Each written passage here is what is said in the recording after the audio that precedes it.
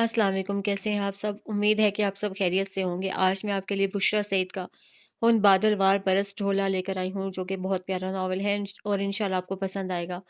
मगर आगे बढ़ने से पहले अगर आप मेरे चैनल पर न्यू हैं तो काइंडली मेरा चैनल सब्सक्राइब कर दें, वीडियो को लाइक कर दें, कमेंट कर दें, शेयर कर दें। चलिए आइए शुरू करते हैं हुन बादलवार बरस ढोला। कॉल बेल पर उंगली रखते ही उसके जिस्म ने एक हिचकोला खाया था और वो बेख्तियार लड़खड़ाते हुए चंद कदम पीछे हट गई। दिल इस तरह डूब कर धड़का था जैसे आखिरी बार धड़क रहा हो। कई लम्हे तक सारे बदन में एक इर्तवाश सा बरपा रहा। उसकी वजह ये नहीं थी कि कॉल बेल को छूने से उसे इलेक्ट्रिक शॉक लगा था, बल्कि उन सारी कैफियत का बायस वो भूरे रंग का कुत्ता था जो गेट के नीचे लगी सलाखों से उस पर घूर आया था।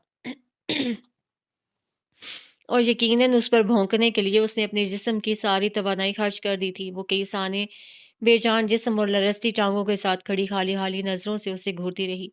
जैसे ही वो कुछ हवासों में आई, सबसे पहला काम उसने ये किया कि एक मोटा सा पत्थर उठाकर इस जोर से ताक कर कुत्ते की थोथनी पर मारा कि वो दर्द से बिलबिला कर चीं चीं करने लगा। सितम उठाने के बावजूद उसकी अवलुल अज़मी में चुंदा फर्क नहीं आया था। वो अब भी बाहर निकलने की जस्तजू में बेताब नजर आ रहा था। कभी वो तंग सलाखों में से पंजे बाहर निकालकर हवा में लहराता और कभी निचले हला से थोथनी बाहर को धकेलने लगता। उसके जारहाना तेवरों से आया था कि अगर गेट खुला होता तो वो एक लम्हे में उसे नोच डालता। ओ खुदाया, ये एकेडमी वालों ने मुझे किस खतरनाक जगह पर भेज दिया है।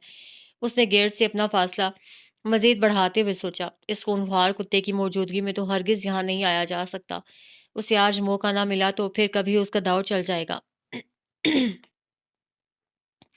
उसने मदद के लिए इधर उधर नजर दौड़ाई, लेकिन दूर दूर तक सड़क से उठती गर्द और धूप की जलन से सहमे हुए दरख्तों के सिवा कुछ दिखाई नहीं दे रहा था।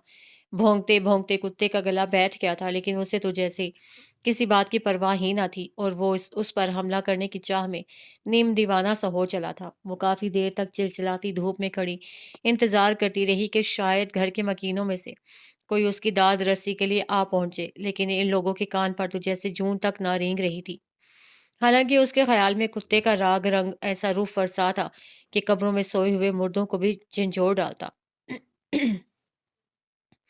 कैसे लापरवाह लोग हैं, घर में हल्काए हुए कुत्ते छोड़कर खुद चैन से बैठे हैं। उसे दोबारा बेल बजाने के ख्याल पर लानत भेजते हुए वापसी के लिए कदम बढ़ाए। कई रोज की तगदो के बाद एक एकेडमी के जरिए उसे ये ट्यूशन मिली थी। पैसे भी अच्छे मिल रहे थे और ये कॉलोनी भी उसके घर से ज्यादा दूर ना थी, इसलिए उसने खुद घर आकर पढ़ाने की हामी भर ली थी। पहले वो कुछ मुतज़व्वज़ब तो थी, लेकिन कॉलेज के अखराजात पूरे करने के लिए ट्यूशन पढ़ाना नागुज़ीर हो चुका था। और आज पहले दिन जब वो मुकर्ररा वक्त पर पहुंची थी तो कुत्ते के मज़मूम इरादे आड़े आ गए थे। वो सड़क पार कर चुकी थी और और इस घर से उसका फासला खासा बढ़ गया था। लेकिन कुत्ता अभी तक बदस्तूर भौंक रहा था। गौ के उसके भौंकने की ताकत अब खासी मांद पड़ चुकी थी और वो तकरीबन खांसने लगा था, लेकिन उसके जुनून में कमी नहीं आई थी। उसे जैसे ही मुड़कर एक नजर पीछे डाली, कुत्ता बुरी तरह उछल कर जोरों शोर से वावेला करने लगा। कुत्ते के इस तौहीन आमेज अंदाज ने उसे पतंगे से लगा दिए। वो तकरीबन दौड़ते हुए वापस आई और एक पत्थर उठाकर उसका निशाना लेने लगी। कोई बात नहीं, चाहे ये ट्यूशन मेरे हाथ से चली जाए, लेकिन मैं तुम्हें जिंदा नहीं छोड़ूंगी। मैं यहीं से पत्थर मार मार कर तुम्हें संसार कर दूंगी। मैंने बहुत बर्दाश्त कर लिया। बेहूदगी की कोई हद होती है। उसे बुड़बुड़ाते हुए पत्थर वाला हाथ बुलंद किया ही था कि अपने उकब में किसी की आवाज सुनकर चौंकने पर मजबूर हो गई। ब्लैक जीन्स और वाइट एंड ब्लू लाइनिंग वाली शर्ट में मलबूस वो हासा हैंडसम नौजवान था और गालिबन उसी से मुखातिब था, क्योंकि कुत्ता तो शायद उसका मुखातिब नहीं हो सकता था। मोहतरमा, आप इस बेबस जानवर पर संगवारी करके कत्ल जैसे कभी फेल की मुर्तकिब होना चाहती हैं? आप किस खुशी में मुझसे बेतकल्लुफ हो रहे हैं? यहाँ से चलते फिरते नजर आइए, वरना मैं इस संगवारी आप पर भी कर सकती हूँ। इतनी देर से धूप की तुंदी और कुत्ते की हाहाकार बर्दाश्त करके वो सख्त झुंझुलाई हुई थी। ऊपर से इस अजनबी का अंदाजे तखातुब उससे मजीद तपा गया था। मुझ खाकसार को ताबिश कहते हैं और मैं जानवरों के लिए अपने दिल में निहायत गर्म गोशा रखता हूँ। उसके लहजे का नोटिस लिए बगैर वो ढिठाई से गोया हुआ। क्या पूछ सकता हूँ उस मासूम ने आपका क्या बिगाड़ा है? मासूम? उसने आंखें फैलाते हुए दोहराया। जरा इस मासूम को मौका तो देखिए। जब ये आपकी लाश भंबोड़ रहा होगा तब आपको इसकी मासूमियत का सही अंदाजा होगा। और अब अपना रास्ता नापिए। मैं हर अरे गहरे से बातचीत नहीं किया करती। वो तेवरियां चढ़ाकर काट खाने वाले लहजे में बोली। میں تو آپ کو یہ بتانے کی کوشش کر رہا تھا کہ اگر آپ اس غریب کو اس قدر ستائیں گی تو یہ گیٹ کے اوپر سے ہائی جمپ کے ذریعے آپ پر حملہ کر دے گا، اور ممکن ہے اب تک یہ ترکیب اس کی سمجھ میں آ چکی ہو۔ آپ مجھے ڈرانے دھمکانے میں وقت ضائع نہ کریں، میں ہر ترکیب سے خود نمٹ سکتی ہوں۔ اس نے لہجے کو حت الامکان پرسکون رکھنے کی کوشش کی، حالانکہ اس دل دہلا دینے والے انکشاف پہ اس کے رونگٹے کھڑے ہو گئے تھے اور وہ غیر محسوس طور پر قدم بقدم پیچھے ہٹنے لگی تھی۔ وہ کچھ دیر تو کھڑا اس کے چہرے کے تنے نقوش دیکھتا رہا اور پھر کندھے اچکاتا ایک طرف چل پڑا۔ اسے واپس مڑتا دیکھ کر اس کو ایک خیال سوچا۔ اس نے آواز میں حت الوسع مٹھاس گھولتے ہوئے اسے پکار لیا، بھائی میرا ایک کام تو کر دیجئے۔ وہ یک بارگی تڑپ کر موڑا تھا۔ بھائی آپ اتنی بدذوق ہو سکتی ہیں، میں سوچ بھی نہیں سکتا تھا۔ اس آگ برساتے موسم میں آپ کی زبان نے جو شعلہ اگلا ہے اس نے میری روح کو بھی جھلسا ڈالا ہے۔ اب آپ کی عمر اتنی زیادہ بھی نہیں کہ میں آپ کو انکل کہوں، اور اگر مجھے آپ سے کام پڑ ہی گیا ہے تو اتنا بھی مت پھیلیے، بس ذرا یہ کال بیل تو بجا دیں۔ کیا؟ وہ اچھل کر پیچھے ہٹا۔ آپ نے میری جان کو اس قدر ارزاں سمجھ رکھا ہے؟ یقین مانیے میری اس کتے سے ہرگز کوئی جان پہچان نہیں ہے۔ تو پھر جائیے، یہاں کھڑے میرا دماغ کیوں چاٹ رہے ہیں؟ اس نے ماتھے پر آئے پسینے کو اس زور سے پہنچا کہ جلد دکھنے لگی۔ خیر اب میں ایسا بھی گیا گزرا نہیں ہوں کہ ایک دکھی حسینہ کی اتنی سی مدد نہ کر سکوں۔ نہ جانے کیوں آپ کے لیے جان جوکھوں میں ڈالنے کو جی چاہ رہا ہے۔ وہ تیز قدموں سے گیٹ کی طرف بڑھا۔ اس کے قریب آنے پر کتا حیرت انگیز طور پر پرسکون ہو گیا تھا اور اب دم ہلاتے ہوئے ادھر سے ادھر ٹہل رہا تھا۔ اے نیٹو، چلو بھاگو یہاں سے۔ اس نے کتے کو پچکارتے ہوئے گیٹ کو اندر کی طرف دھکیل دیا۔ آئیے محترمہ، تشریف لائیے۔ وہ سیاہ بھنورا آنکھوں میں شرارت لیے اس کے چہرے پر نظریں جماتے ہوئے بولا۔ کتا وہاں سے غائب ہو چکا تھا اور وہ ہمونک بنی ابھی تک وہیں جمی کھڑی تھی۔ ویسے معاملہ کچھ اس کی سمجھ میں آ چکا تھا۔ یقیناً یہ لڑکا اس گھر کا رہنے والا تھا، اسی لیے کتے نے اس قدر شناسائی کا مظاہرہ کیا تھا۔ گھٹیا، بدماش، لفنگا، اتنی دیر سے دھوپ میں کھڑے ہو کر تفنن فرمایا جا رہا تھا، میرا تو میک اپ بھی بہہ کر برابر ہو چکا۔ وہ دل ہی دل میں اسے کوستے ہوئے ساتھ ہو لی۔ ویسے مجھے آپ سے اسی گھٹیا رویے کی توقع تھی اور میں نے آپ کے بھونڈے مذاق کو ہرگز انجوائے نہیں کیا۔ اس نے حساب برابر کرنا ضروری سمجھا۔ جواب میں وہ کچھ بولنے کے لیے منہ کھول ہی رہا تھا کہ ڈرائنگ روم سے باہر نکلتی خاتون کو دیکھ کر خاموش ہو گیا۔ ارے یہ کون ہے؟ بھابھی، دراصل یہ نیڈو کو قتل… جی میں ٹیوشن پڑھانے آئی ہوں، اس نے کھا جانے والی نظروں سے اسے گھورتے ہوئے جلدی سے کہا۔ او تو آپ ہیں نگہم، آپ پہلے ہی دن آدھا گھنٹہ لیٹ ہیں۔ ریسٹ واچ پر نظر ڈالتے ہوئے خاصی روکھے پھیکے لہجے میں کہا گیا۔ اگر آپ اس گھر میں ٹیوشن پڑھانا چاہتی ہیں تو وقت کی پابندی آپ کے لیے لازمی ہوگی۔ بیبی کو 5 بجے قاری صاحب پڑھانے آتے ہیں۔ بہرحال آپ ڈرائنگ روم میں تشریف رکھیے، بیبی وہیں انتظار کر رہی ہے۔ مجھے دراصل ایک پارٹی میں پہنچنا ہے، انشاءاللہ کل آپ سے تفصیلی ملاقات ہوگی۔ وہ اسے کچھ بولنے کا موقع دیے بغیر اجلت میں کہتے ہوئے پوڈیکو میں کھڑی مرسڈیز کی طرف بڑھ گئی۔ بدذات، مغرور عورت، جیسے میں تو اس گھر کی چاکری کرنے کے لیے مری جا رہی ہوں۔ اس نے نخوت سے ہنکارا بھر کر ڈرائنگ روم کا رخ کیا۔ کمرے میں داخل ہوتے ہی خنک ہوا کا جھونکا چہرے سے ٹکرایا تھا۔ اے سی کی ٹھنڈک سے رچے بسے اس کمرے میں آنے کے بعد اسے حقیقی معنوں میں دوزخ اور جنت کا فرق معلوم ہو رہا تھا۔ سامنے صوفے پر ایک 5-6 سال کی دبلی پتلی بچی بیٹھی تھی اور اس کی طرف دیکھ رہی تھی۔ کیا آپ میری ٹیوٹر ہیں؟ وہ آگے بڑھ کر اس کے پاس ہی صوفے پر بیٹھ گئی۔ جی میں آج سے آپ کو پڑھایا کروں گی، وہ ہاتھ سے شگفتہ لہجے میں بولی تھی اور اسے خود اپنے لہجے پر حیرت ہو رہی تھی۔ شاید کمرے کی پرسکون مہکتی خنک فضا نے اس کے حواس پر اچھے اثرات مرتب کیے تھے۔ آپ کا نام کیا ہے؟ الغائیہ۔ کیا کہا؟ الغایا؟ اس نے نامانوس سے نام کو زیر لب دہراتے ہوئے بچی کی طرف غور سے دیکھا۔ اسے تو اس باریک سی بچی میں گائے والی کوئی خصوصیات نظر نہیں آ رہی تھی۔ آج کل والدین بھی بچوں کے کیسے عجیب و غریب نام رکھنے لگے ہیں۔ خیر میری بلا سے، الگایا چھوڑ، البھینسا رکھ دے۔ وہ سر جھٹکتے ہوئے بچی کی طرف متوجہ ہوئی جو بڑے شدومت سے نفی میں سر ہلا رہی تھی۔ الگایا نہیں، الغایا، اس نے تلفظ پر پورا زور لگا دیا تھا۔ اس سے بھی کچھ خاص فرق نہیں پڑا۔ وہ بڑبڑائی، آنٹی کون سی بک نکالوں؟ کیا میں تمہیں آنٹی نظر آ رہی ہوں؟ اس کا والیوم خاصا لاؤڈ ہو گیا تھا۔ میرا مطلب ہے ٹیچر کو آنٹی تو نہیں بولتے، آپ مجھے مس کہہ لیں۔ دوسرے ہی لمحے اس نے شگفتگی کا لبادہ اوڑھ لیا۔ پہلا ہی دن تھا اور بچی کو خوفزدہ کرنا کچھ مناسب نہ تھا۔ اچھا آپ اردو کی کاپی نکالیں، پہلے میں آپ کا اردو کا ٹیسٹ لوں گی۔ انگلش میڈیم سکولز میں پڑھنے والے بچوں کی اردو ہمیشہ ویک ہوتی ہے۔ اس نے الغایا کو جملے بنانے کے لیے کچھ الفاظ لکھوا دیے اور خود گھر والوں کو سلواتیں سنانے لگی، جنہوں نے ابھی تک اس سے پانی کبھی نہیں پوچھا تھا، اور وہ نیم مسخرہ سا نوجوان بھی کہیں غائب ہو چکا تھا۔ یہ لیجیے مس آنٹی، لائم جوس پی کر دماغ کے کھولاؤ کو کم کیجیے۔ وہ اچانک ہی کہیں سے نمودار ہوا تھا، شاید دوسری طرف کے دروازے سے اندر آیا تھا اور یقیناً چھپ کر باتیں بھی سن رہا تھا، ورنہ آنٹی اور مس والا تذکرہ کیوں کرتا۔ اس نے ماتھے پر بل ڈالتے ہوئے ایک ادائی بے نیازی سے گلاس ٹرے سے اٹھانا چاہا تو اس نے ایک جھٹکے سے ٹرے پرے کر دی۔ آپ تو ایسے جوس پر ٹوٹی پڑ رہی ہیں جیسے زندگی میں پہلی بار آپ کے ساتھ ایسا اتفاق ہو رہا ہو۔ نگم کا ہاتھ ابھی تک فضا میں معلق تھا اور خفت کے مارے پیشانی ارک آلود ہو گئی تھی۔ میں نے گلاس کی طرف ہاتھ بڑھایا ہی کیوں، وہ خود نظریں جھکا کر خود کو لان تان کرنے لگی، شرمندگی سے زمین میں گڑی جا رہی تھی۔ اوپر سے الغایا نے نہایت خباثت کا مظاہرہ کرتے ہوئے ہنسنا شروع کر دیا تھا۔ یا خدا اسے اٹھا لے، یا وہ سوچتے سوچتے رک گئی، یا اسے ہی اٹھا لے۔ اس نے فیصلہ کیا تھا کہ جب تک وہ کمرے میں رہے گا اس کی طرف نہیں دیکھے گی۔ ارے ہاں، وہاں شرمانے کی ضرورت نہیں ہے، بے خطر سارا گلاس چڑھا جائیے، آپ سے کوئی نہیں چھینے گا۔ وہ بڑی فرصت سے عین اس کے سامنے صوفے پر براجمان ہو چکا تھا، جو اس کا گلاس سینٹر ٹیبل پر رکھا ہوا اس کی نظروں کے فوکس میں تھا اور مسلسل اسے ترغیب دے رہا تھا۔ پیاس سے حلق میں کانٹے سے چبھ رہے تھے، لیکن انا کا تقاضا تھا کہ وہ پیاس سے جاں بالب ہو جائے، لیکن جوس کو پینے کا گمراہ کن تصور بھی اپنے ذہن میں نہ لائے۔ وہ براہ راست تابش کی طرف دیکھنے سے اعتراض برت رہی تھی، لیکن اسے احساس تھا کہ وہ مسلسل اسے ہی گھورے جا رہا ہے۔ کیا یہ اسی طرح سر پر سوار رہے گا؟ اس نے کلس کر سوچا اور اس کی طرف سے قدرے رخ موڑ کر بیٹھ گئی۔ مس، میں نے جملے بنا لیے ہیں، آپ انہیں چیک کر کے مجھے سٹار ضرور دیجیے گا۔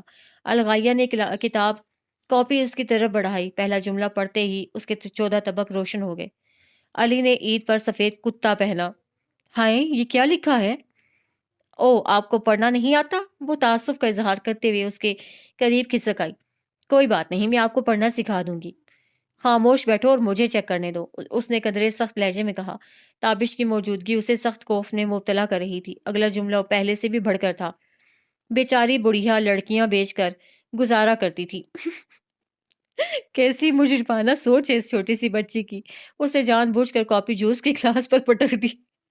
گلاس اس دھچکے کو سہار نہ سکا تھا اور الٹ کر ایک چھناکے سے نیچے جا گرا۔ تابش جوس کے چھینٹوں سے بچنے کے لیے اچھل کر کھڑا ہو گیا۔ ارے، آپ نے تو پہلے ہی دن ہمارے گھر میں توڑ پھوڑ شروع کر دی۔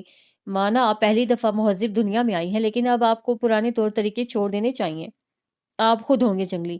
اس کے صبر کا پیمانہ اب چھلک رہا تھا۔ میں نے آپ کو جنگلی کب کہا؟ اگر آپ خود ایسا سمجھتی ہیں تو یہ آپ کی خوش شناسی کی دلیل ہے۔ وہ مسکراتے ہوئے مسلسل طنز پر طنز کیے جا رہا تھا۔ آپ یہاں سے جاتے ہیں یا میں آپ کو دھکے دے کر نکالوں؟ غصے کے مارے اس کی گردن کی رگیں ابھر آئیں۔ خوب، یعنی اب میرے گھر میں مجھے کو دھکے دیے جائیں گے؟ ٹیچر، آپ نے مجھے تو اسٹار تو دیا ہی نہیں۔ الغائیہ اب تک اپنی کاپی میں کسی متوقع اسٹار کو ڈھونڈ رہی تھی اور شاید اسی لیے خاموش تھی۔ تمہیں تو اس شاندار کارکردگی پر ستارہ جرت سے نوازنا چاہیے۔ میں جا رہی ہوں، اور اگر تم اور وہ کتا اس گھر میں مستقل رہتے ہو تو شاید میں الغائیہ کو نہ پڑھا سکوں۔ وہ دروازہ ایک دھماکے سے بند کر کے باہر نکل آئی۔ باہر نکلتے ہی لو کے تھپیڑے نے اس کا استقبال کیا تھا۔ شدید پیاس، جان لیوا گرمی اور اس قدر توہین کا احساس، اسے رونا آ رہا تھا، لیکن سامنے دیکھتے ہی اسے حقیقتاً رونا آ گیا۔ نیڈو آنکھوں میں عجیب وحشیانہ چمک لیے نپے تلے قدموں سے اسی کی طرف بڑھ رہا تھا۔ خوف سے اس کا دل اچھل کر حلق میں آ گیا۔ یا اللہ، مجھے اس موذی سے بچا لینا۔ اسے خشک ہونٹوں پر زبان پھیرتے ہوئے پیچھے مڑ کر دیکھا۔ تابش ڈرائنگ روم کے دروازے میں کھڑا اس کی کیفیت سے محظوظ ہو رہا تھا۔ اگر اس کتے نے مجھ پر حملہ کیا تو میں تمہاری تکہ بوٹی کر دوں گی۔ میں اس گھر کی اینٹ سے اینٹ بجا دوں گی۔ خوف سے اس کی زبان میں لکنت آ گئی تھی اور جو الا بلا منہ میں آ رہا تھا بولے جا رہی تھی۔ میں تم سب کو دیکھ لوں گی۔ تابش کی مسکراہٹ اور سکون میں سر منہ فرق نہ آیا تھا۔ آپ خود ماشاءاللہ اتنی بابصف ہیں، یہ بیچارہ آپ کے سامنے کیا حیثیت رکھتا ہے؟ اس کی طرف سے کٹھور پن کی انتہا پر نگہم کی ٹانگوں میں لرزش میں اضافہ ہو گیا۔ نیڈو کی اس سے قربت خطرناک حد تک بڑھ چکی تھی اور اس کے حلق سے نکلنے والی غراہٹیں اسے جی جان سے لرزا رہی تھیں۔ الغائیہ، اس نے گھگیاتے ہوئے پکارا۔ کتے نے یکدم اس کی طرف چھلانگ لگا دی۔ بس پھر کیا تھا، اس نے آنکھیں بند کر کے دل خراش چیخوں کا تانتا باندھ دیا۔ کیا ہوا مس؟ الغائیہ اس کا ہاتھ پکڑ کر ہلا رہی تھی۔ آپ رو کیوں رہی ہیں؟ اس نے ڈرتے ڈرتے آنکھیں کھولیں۔ تو نیڈو کو تابش کے قدموں میں لوٹتے دیکھ کر اس کا جی چاہا کہ زمین پھٹے اور وہ اس میں سما جائے، لیکن اس وہ سے مراد وہ تھا جو منہ پھاڑ کر یوں کہہ کے لگا رہا تھا جیسے کوئی میدان مار لیا ہو۔ اس نے قہر آلود نظروں سے اسے دیکھتے ہوئے الغائیہ سے ہاتھ چھڑا لیا اور تقریباً بھاگتے ہوئے گیٹ سے باہر نکل آئی۔ تابش نے گیٹ تک اس کا تعاقب کیا تھا۔ کل آپ کس وقت آئیں گی؟ دیکھیے ذرا جلدی آ جائیے گا، کہیں بھابھی آپ کو نکال کر کوئی نئی ملازمہ نہ رکھ لیں۔ وہ اپنے گھر تک اسے انواع و اقسام کے نازیبا ناموں سے یاد کرتی ہوئی آئی تھی۔ آج کا دن اس قدر منحوس ثابت ہوگا، اگر اسے علم ہوتا تو کبھی گھر سے باہر قدم نہ رکھتی۔ اتنے صدمات اٹھانے کے بعد ایک اور حادثہ اس کا منتظر تھا۔ ویگن میں اسے پچھلے حصے میں بیٹھنے کی جگہ ملی تھی۔ بے طرح پیاس اور اعصاب شکن تذلیل نے اس کی رگ رگ میں کھچاوٹ پیدا کر دی تھی۔ وہ اپنی ہی سوچوں میں غلطان تھی کہ کنڈکٹر کی آواز نے اسے چونکا دیا۔ وہ اسے کرائے کے پیسے مانگ رہا تھا۔ اسے گود میں رکھے پرس کو ٹٹولا اور یہ جان کر اسے اپنی سانس رکتی ہوئی محسوس ہوئی کہ وہ اجلت اور غصے میں اپنا پرس الغائیہ کے گھر ہی چھوڑ آئی تھی اور اس وقت اس کے پاس ایک دھیلا بھی موجود نہ تھا۔ وہ کنڈکٹر کی پھیلی ہوئی ہتھیلی پر نظریں گاڑے آنکھوں میں آنے والے آنسوں کو واپس دھکیلنے کی کوشش میں گمسم سی بیٹھی رہی۔ کنڈکٹر نے بھی شاید اس کی پریشانی کو بھانپ لیا تھا۔ وہ رومانیت کی حدوں کو چھوتے ہوئے لہجے میں بولا، کوئی بات نہیں بادشاہو، آپ بے شک کرایہ نہ دیں، ہمارے لیے تو یہی بہت ہے کہ آپ ہماری ویگن میں بیٹھ گئی ہیں۔ نگم نے ذرا نظر اٹھا کر اس کی طرف دیکھا تو وہ آنکھیں نیم وا کیے بڑے ہی مخمور انداز میں اسے دیکھ رہا تھا۔ کرایہ ادا نہ کر کے جو جرم اس سے سرزد ہوا تھا، اس کی پاداش میں اسٹاپ آنے تک کنڈکٹر اسے ٹھمریاں دادرے اور ہلکے پھلکے گیت سناتا رہا تھا۔ گھر کے دروازے پر پہنچ کر اس نے بل پر انگلی رکھی تو پھر اٹھانا ہی بھول گئی۔ آج کے کٹھن سفر کی تھکن نے اسے نیم جان سا کر دیا تھا۔ چند لمحے کھڑے رہنا بھی محال ہو رہا تھا۔ خدا غارت کرے تجھے، کیا گھنٹی کے ساتھ چمٹ گئی ہے؟ اماں نے دھاڑ سے دروازہ کھول کر لال آنکھوں سے اسے گھورا۔ ادھر تیرے ابا کے ملازم ہیں جو تیرے قدموں کی دھمک سنتے ہی دروازہ کھول کر بچ جائیں۔ انہیں شاید نیند سے اٹھائے جانے کا بہت قلق ہوا تھا۔ وہ سنی انسنی کرتی ہوئی تیر کی مانند کچن کی طرف لپکی۔ جلتے حلق کی آگ بجھا کر جیسے ہی دیگچی کا ڈھکن اٹھایا، اس کے منہ سے سسکاری نکل گئی۔ اماں، یہ کیا ٹینڈے ہیں؟ نہیں، ناشپاتیاں ہیں، وہ برآمدے سے ہی تیز آواز میں بولی۔ آج تک تو نے 20 بار ٹینڈے دیکھے اور کھائے، کیا اب تک پہچان نہیں ہو پائی؟ اس نے ٹینڈوں کو نہایت حقارت سے دیکھ کر ڈھکن زور سے پٹک دیا اور کچن کے دروازے کی طرف مڑ گئی، لیکن دروازے کے پاس پہنچ کر ایک دم پلٹی، واپس آ کر دوبارہ ڈھکن اٹھایا اور ٹینڈوں کو نکال کر پلیٹ میں پٹکنے لگی۔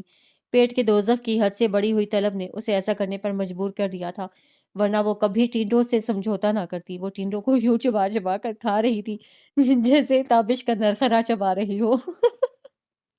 یہ خیال اس کی جھنجھلاہٹ اور کوفت میں اضافے کا باعث تھا کہ کل اسے پھر اس گھر میں جانا تھا جہاں اس ذلیل تابش کی وجہ سے وہ بے تحاشا شرمندگی اٹھا چکی تھی۔ حالانکہ وہ تو یہ ٹھان کر وہاں سے نکلی تھی کہ دوبارہ ادھر کا رخ نہیں کرے گی، لیکن پرس کے وہاں رہ جانے کے باعث دوبارہ جانا ازحد ضروری ہو گیا تھا۔ اس گھر کے بارے میں تو کچھ بتا جہاں تو پڑھانے گئی تھی، کیسے لوگ ہیں، کیسا رہن سہن ہے؟ اماں کچن میں آ کر اس کے سامنے موڑھے پر بیٹھ گئیں۔ وہ مختصراً انہیں بتانے لگی، لیکن جان بوجھ کر تابش والا قصہ گول کر گئی۔ وہ اس واقعے کا ذکر کر کے مزید بدمزگی پیدا نہیں کرنا چاہتی تھی۔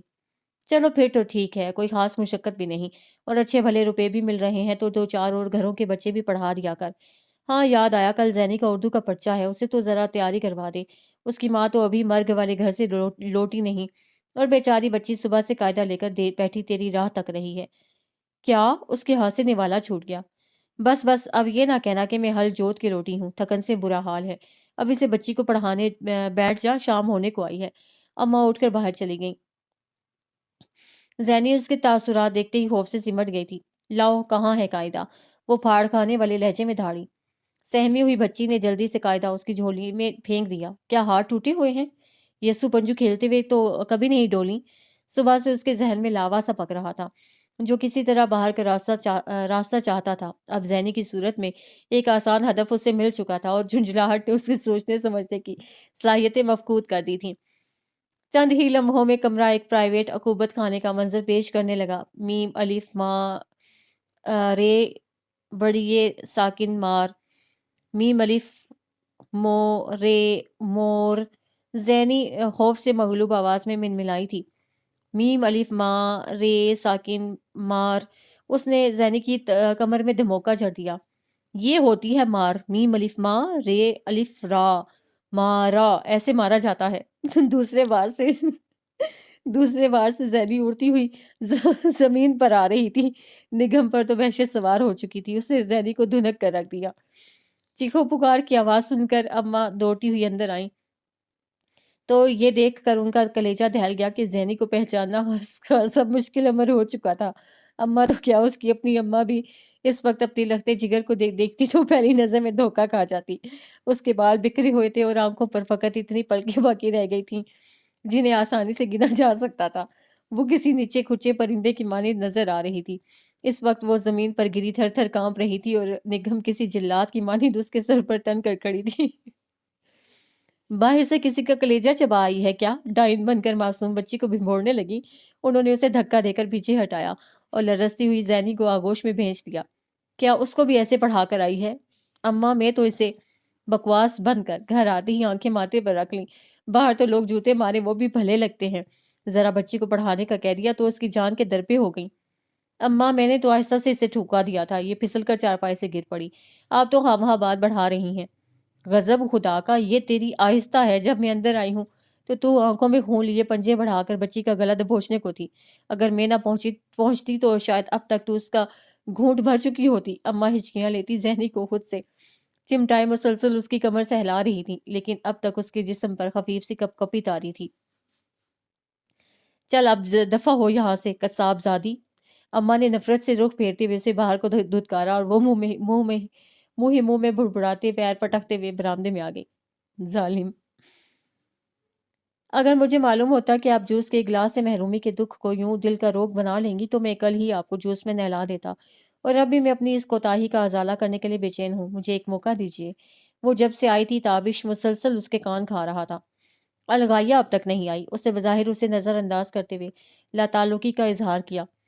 آپ کو بتایا تو ہے، وہ سوئمنگ کاسٹیوم چینج کر کے ابھی آ رہی ہے۔ آپ اسے چھوڑیے اور مجھ پر توجہ دیجیے۔ کل آپ کے رخصت ہونے کے بعد جیسے میری دنیا ہی اندھیر ہو گئی اور مجھے اندازہ ہوا کہ چند لمحوں کی ملاقات میں آپ میرے لیے کیا حیثیت اختیار کر چکی ہیں، اور اگر آج آپ اپنا فیصلہ تبدیل نہ کرتی تو نہ جانے میں کیا کر بیٹھتا۔ وہ چہرے پر دنیا جہاں کی مسکینی سجائے خاصی لاغر سی آواز میں بول رہا تھا۔ کسی خوش فہمی میں مبتلا ہونے کی ضرورت نہیں ہے۔ یہ تو آپ کی بھابھی جان کی منت سماجت سے پسیج کر میں نے یہاں ٹیوشن پڑھانے کا فیصلہ کیا ہے، ورنہ میرے فیصلے کی تبدیلی میں آپ کی ذات کا کوئی عمل دخل نہیں ہے۔ اس نے وضاحت کرنا ضروری سمجھا، اور یقیناً کچھ دیر بعد آپ نہایت ہی گھسے پٹے الفاظ میں مجھ سے پہلی نظر میں محبت کا دعویٰ کرنا چاہ رہے ہوں گے۔ اگر آپ ایسی کوئی تکلیف محسوس کر رہے ہیں تو میں آپ پر واضح کر دوں کہ مجھے آپ کی اوٹ پٹانگ شخصیت سے ہرگز کوئی دلچسپی نہیں ہے۔ میں نے آپ کی کل والی بدتمیزی کو نظر انداز کر دیا ہے، اسے ہی بہت سمجھیے اور اب یہاں سے تشریف لے جائیے، کیونکہ مجھ میں آپ کو مزید برداشت کرنے کی ہمت نہیں رہی۔ بھائی اعظم جلدی سے آؤ۔ اسے جیسے کوئی بات سنی ہی نہ تھی۔ اس کے پکارنے پر ایک آدمی جو حلیے سے خانسامہ لگ رہا تھا ٹرالی دھکیلتا ہوا اندر آ گیا۔ ٹھیک ہے، تم جاؤ۔ یہ دیکھیے مس نگم، میری بے قراری کا اندازہ لگائیے میں نے آپ کے لیے کیا کیا اہتمام کیا ہے۔ بس اتنی سی التجا ہے کہ آپ پرانی باتوں کو بھول جائیں۔ یہ لائم جوس سے بھرا جگ، یہ کافی، ملک شیک، پیٹیز، ٹرائفل، یہ سب کچھ آپ کے لیے ہے۔ وہ کھڑا ہو کر ٹرالی پر رکھی چیزوں کے نام گنوانے لگا، جبکہ وہ حیرت سے ٹرالی کی طرف دیکھ رہی تھی جس پر اندازاً 6 آدمیوں کے لیے لوازمات سجے ہوئے تھے۔ تو میرے حسن کا جادو چل گیا۔ اپنے چہرے پر تابش کی بہکی نگاہوں کی حدت محسوس کر کے اس کی رگوں میں دوڑتے خون کی گردش تیز ہو گئی۔ آپ پلیز کچھ لیجیے نا، اگر آپ نے انکار کیا تو میں یہ پیڑ چبا کر جان دے دوں گا۔ وہ جھک کر نہایت لجاجت سے کہہ رہا تھا۔ اس کے انداز پر نہ چاہتے ہوئے بھی نگم کے ہونٹوں پر مسکراہٹ آ گئی۔ اس کی مسکراہٹ کو رضامندی سے تعبیر کرتے ہوئے تابش نے فوراً ملک شیک کا گلاس اٹھا بڑی عاجزی سے اس کی طرف بڑھایا، لیکن وہ خاموش بیٹھی اسے دیکھتی رہی۔ ہاتھ بڑھانے سے جھجک رہی تھی کیونکہ اسے کچھ بعید نہیں تھا کہ کل والی حرکت آج بھی دہرا دیتا۔ اچھا، تو آپ ابھی تک خفا ہیں؟ اس کا مطلب ہے آپ مجھے زندہ نہیں دیکھنا چاہتی۔ پلیز ایسا ظلم نہ کریں، اسے کرپناک لہجے میں کہتے ہوئے گلاس اس سے اس قدر قریب کر دیا کہ مجبوراً اسے ہاتھ بڑھا کر گلاس تھامنا پڑا، کیونکہ تابش نے گلاس کو اس حد تک ترچھا کر دیا تھا کہ اگر وہ نہ پکڑتی تو ملک شیک لازماً اس کے کپڑوں پر چھلک جاتا۔ اسے ملک شیک پیتے دیکھ کر تابش اطمینان کی طویل سانس خارج کرتے ہوئے صوفے پر بیٹھ گیا۔ کل نیڈو نے آپ کے ساتھ کل نیڈو نے آپ کے ساتھ بہت بدتمیزی کی۔ اس کی گستاخی پر میرا تو خون کھول رہا تھا، اس لیے میں نے اسے ٹھیک ٹھاک سزا دی ہے۔ وہ کیسے؟ وہ بے اختیار پوچھ بیٹھی۔ میں نے اس کا 2 وقت کا دودھ بند کر کے اس سے آپ کے لیے ملک شیک تیار کروا دیا ہے۔ کیا؟ اس کے گلاس والے ہاتھ میں لرزش آ گئی۔ جی ہاں، وہ دودھ پینے کے لیے برتن میں تھوتنی گھسائے بیٹھا تھا کہ میں نے اس کے منہ پر چانٹا رسید کیا اور دودھ ضبط کر کے بٹلر کو دے دیا تاکہ آپ کے لیے شاندار ملک شیک بنا دیا جائے۔ نگم کو اس زور سے کھانسی آئی کہ سانس الٹنے لگا۔ وہ اس کی شان میں خاصا طویل قصیدہ کہنا چاہتی تھی، لیکن اچھو لگ جانے کے باعث محض بےہودہ اور کمینہ ہی کہہ پائی۔ وہ اس کی دگرگوں حالت پر فاتحانہ کہہ کے بکھیرتا رخصت ہو گیا تھا۔ میں اتنی بے وقوف ہو سکتی ہوں، مجھے یقین نہیں آ رہا، اسے بال مٹھی میں جگڑتے ہوئے سلگ کر سوچا۔ نگم، آپ ٹھیک تو ہیں؟ مسز فاقیہ انوار الغائیہ کو ساتھ لیے اندر آئیں تو اس کا متغیر چہرہ دیکھ کر فکر مند سے انداز میں پوچھنے لگی۔ جی میں بالکل ٹھیک ہوں، اس نے وہ مشکل لہجے کو نارمل رکھتے ہوئے جواب دیا۔ چلو الغائیہ، ٹیچر کو سلیبس پیپر نکال کر دکھاؤ۔ اوہ، یہ تو تابش نے آپ کے لیے اچھی خاصی ضیافت کا اہتمام کر ڈالا۔ ٹرالی پر سجی بے شمار چیزوں کو دیکھ کر ان کے ہونٹوں پر مسکراہٹ بکھر گئی تھی۔ ابھی جب وہ ڈرائنگ روم سے جا رہا تھا تو بہت خوش نظر آ رہا تھا۔ لگتا ہے آپ سے صلح ہو گئی ہے۔ وہ اپنے رویے پر سخت شرمندہ تھا اور کل سے آپ کا انتظار کر رہا تھا کہ آپ سے سوری کر سکے۔ جی مجھے اس بات کا بخوبی اندازہ ہو چکا ہے، وہ دانت پیستے ہوئے بظاہر مسکرا کر بولی تھی۔ اس کے بعد وہ نگم کے ساتھ الغائیہ کے مضامین ڈسکس کرنے لگیں۔ کچھ ہی دنوں میں وہ مسز فاقیہ انوار کے ساتھ خاصی بتکلف ہو گئی۔ اس میں اس کی خوش مزاجی کا کوئی دخل نہیں تھا، بلکہ مسز انوار تھیں ہی اتنی اچھی کہ ان سے دوستی کرنے کو جی چاہتا تھا۔ اس نے ان کے بارے میں پہلے دن جو تاثر قائم کیا تھا وہ کچھ ہی دنوں میں زائل ہو گیا۔ وہ ہر روز کچھ وقت اس کے پاس ضرور بیٹھتی اور دوستانہ ماحول میں ان سے بات چیت ہوتی رہتی تھی۔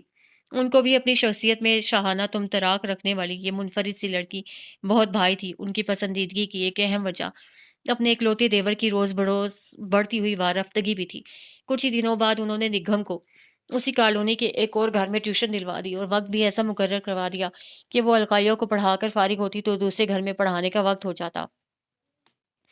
نگم اپنی آمدنی میں اضافے کے باعث کچھ مطمئن تو تھی، لیکن چھوٹے بچوں کو پڑھانا کس قدر مشکل کام ہے اسے پہلے سے ہرگز کوئی اندازہ نہیں تھا۔ گھر میں اگر کبھی وہ بھتیجے اور بھتیجی کو پڑھانے بیٹھتی تو انہیں اس قدر مارتی کہ وہ کئی ہفتے اس کے سائے سے بھی ڈرتے رہتے۔ لیکن ان بڑے گھروں میں تو بچوں سے مار پیٹ کا کوئی تصور ہی موجود نہیں تھا۔ وہ بڑی مشکل سے اپنے غصے پر ضبط کرتے ہوئے اپنی ذمہ داریاں نبھا رہی تھی۔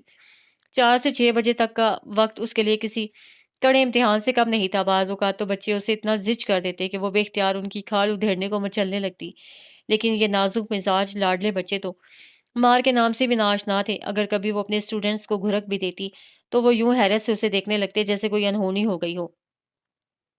اس کے 2 نئے اسٹوڈنٹس کسی حد تک خاموش طبع اور پرامن تھے، لیکن الغائیہ کو تو جیسے خاموشی اور سکون سے بیر تھا۔ وہ عجیب و غریب بے سروپا سوالات کر کر کے اس کا ناک میں دم کر دیتی، اور ایسے وقت میں جب اس کا پارا بہت چڑھا ہوتا تاوش اس کا ضبط آزمانے پر تل جاتا اور اسے اس بے طرح چڑھا دیتا کہ وہ غصے سے پھٹ پڑتی۔ تابش کی لن ترانیاں تو اب معمول کی طرح لگنے لگی تھیں، بلکہ اگر وہ کسی دن گھر موجود نہ ہوتا تو نگم کو بے عنوان سے اضطراب کا احساس ہونے لگتا، لیکن ایسا شاذ و نادر ہی ہوتا تھا۔ بعض اوقات تو اسے شک ہونے لگتا کہ وہ خاص طور پر اس کی خاطر 4 سے 5 بجے تک کا وقت گھر پر گزارتا تھا، اور یہ خیال کچھ ایسا غلط بھی نہ تھا۔ وہ جتنا وقت الغائیہ کے ساتھ موجود رہتی وہ ڈرائنگ روم کے آس پاس ہی منڈلاتا رہتا۔ نہ جانے اس کی بے چینی میں پیار کا کوئی رنگ تھا، یا وہ خود ہی کسی ایسے رنگین پردے کی اوٹ سے دیکھنے لگی تھی کہ اسے تابش کے ہر انداز میں پیار ہی پیار نظر آتا تھا۔ دھیرے دھیرے وہ دھڑکن کے سرتال میں راگ بن کر بس گیا تھا۔ راتوں کی چپ میں کچھ خواب ستارے پلکوں کی منڈیروں پر اتر آتی اور وہ ساری رات پلکیں نہ جھپکاتی کہ کہیں یہ ستارے ٹوٹ کر ریت نہ ہو جائے۔ مس، ہمیں لان میں بیٹھنا ہوگا، لائٹ گئی ہوئی ہے اور جنریٹر بھی خراب ہے، الغائیہ نے اطلاع دی تھی۔ وہ لان میں کین چیئرز پر آ بیٹھے۔ فضا میں بادلوں کی آہٹ سن کر بے اختیاری اس کا موڈ اچھا ہو گیا تھا۔ موسم کی سانسیں برکھا رود کے خمار سے بوجھل تھیں۔ بھیگی ہوا کومل سروں میں سرگوشیاں کر کے بدن میں سرمستی پیدا کر رہی تھی۔ بوگن ویلیا کے نازک پھولوں سے چھیڑ چھاڑ کرتی چنچل گوریاؤں کی مدھر چہکاریں شوخ پروائی کے سرگم میں سے ہم آہنگ ہو کر عجیب سما باندھ رہی تھیں۔ اس کے من میں امنگ جاگی کہ دھنک کی پازیب پہن کر تتلیوں کے بے چین رقص میں شریک ہو جائے اور یہ انمول لمحے یوں ہی ٹھہرے رہیں۔ نہ جانے کتنی دیر تک وہ بے خود سی لہروں کے دوش پر جھولتی رہی کہ الغائیہ نے اس کی محویت کو توڑ دیا۔ اس کی آواز کے پتھر سے خیالات کی رو پہلی زنجیر کی کڑیاں ٹوٹ گئی تھیں۔ کیا بات ہے؟ وہ زہر خند لہجے میں گویا ہوئی۔ اسے الغائیہ کی بے جا مداخلت سخت ناگوار گزری تھی۔ مس، آپ مجھے اس تتلی جیسی لگتی ہیں۔ اس نے انگلی سے ایک بے حد شوخ رنگوں والی بڑی سی تتلی کی طرف اشارہ کیا جو ابھی ان کے قریب سے ایک نجی اڑان بھر کر گزری تھی اور اب دیوار سے لپٹی عشق کے پیچان کے سبز لمس کو محسوس کرنے کی جستجو میں اس کا رنگین بدن مسلسل ہلکورے لے رہا تھا۔ الغائیہ کی بات سن کر اس سے پہلے تتلی اور پھر الغائیہ کو گھورا۔ بڑے افسوس کی بات ہے الغائیہ کہ اپنی ٹیچر تمہیں کیڑے مکوڑوں جیسی لگتی ہیں۔ آپ ناراض کیوں ہو رہی ہیں؟ کیا میری بات اچھی نہیں تھی؟ بالکل اچھی نہیں تھی، بلکہ بہت بری تھی۔ کیا تمہیں میری 6 ٹانگیں، 2 پر اور میرے سر پر 2 اینٹینے نظر آ رہے ہیں؟ اسے تند آواز میں پوچھا۔ نہیں تو۔ الغائیہ کچھ نہ سمجھنے والے انداز میں سر ہلانے لگی۔ تو پھر میں تتلی کیسے ہو گئی؟ تتلی بننے کے لیے یہ ساری خصوصیات ضروری ہیں جو ابھی میں نے گنوائی ہیں، اور ابھی مزید کوئی بیتوکی بات مت کرنا، خاموشی سے اپنا ہوم ورک کرو۔ اس نے کرسی کی پشت سے سر ٹکاتے ہوئے تنبیہ کی، لیکن وہ الغائیہ ہی کیا جو خاموش بیٹھ جائے۔ وہ وقفے وقفے سے کسی نئی گتھی میں الجھ جاتی اور اس کے سلجھاؤ کے لیے نگہم کے سر ہو جاتی۔ کیا تم کچھ دیر کے لیے اپنی چونچ بند نہیں رکھ سکتی؟ مس، میری تو چونچ ہی نہیں ہے، چونچ تو پرندوں کی ہوتی ہے، کیا آپ کو نہیں پتا؟ او خدایا، اس پالشڈ بھر کی لڑکی نے تو جان عذاب میں کر دی ہے۔ اب اگر تم بولی تو میں تمہارا قیمہ بنا کر نیڈو کو کھلا دوں گی۔ وہ قیمہ نہیں کھاتا مس، اسے تو ہڈیاں چبانا اچھا لگتا ہے۔ وہ دھمکی کی سنگینی کو یکسر نظر انداز کر کے جلدی جلدی نیڈو کی پسند اور ناپسند کے بارے میں تفصیلاً بتانے لگی۔ نگم نے اپنے بائیں ہاتھ سے دائیں ہاتھ کو مضبوطی سے پکڑ لیا تھا کیونکہ وہ الغائیہ کے رخسار کو چھونے کی خواہش میں سخت بے قرار ہو رہا تھا۔ بس اب تم چھٹی کرو، تمہارے قاری صاحب کے آنے کا وقت ہو گیا ہے، وہ دکھتی کن پٹیوں کو دباتے ہوئے بھینچی بھینچی آواز میں بولی۔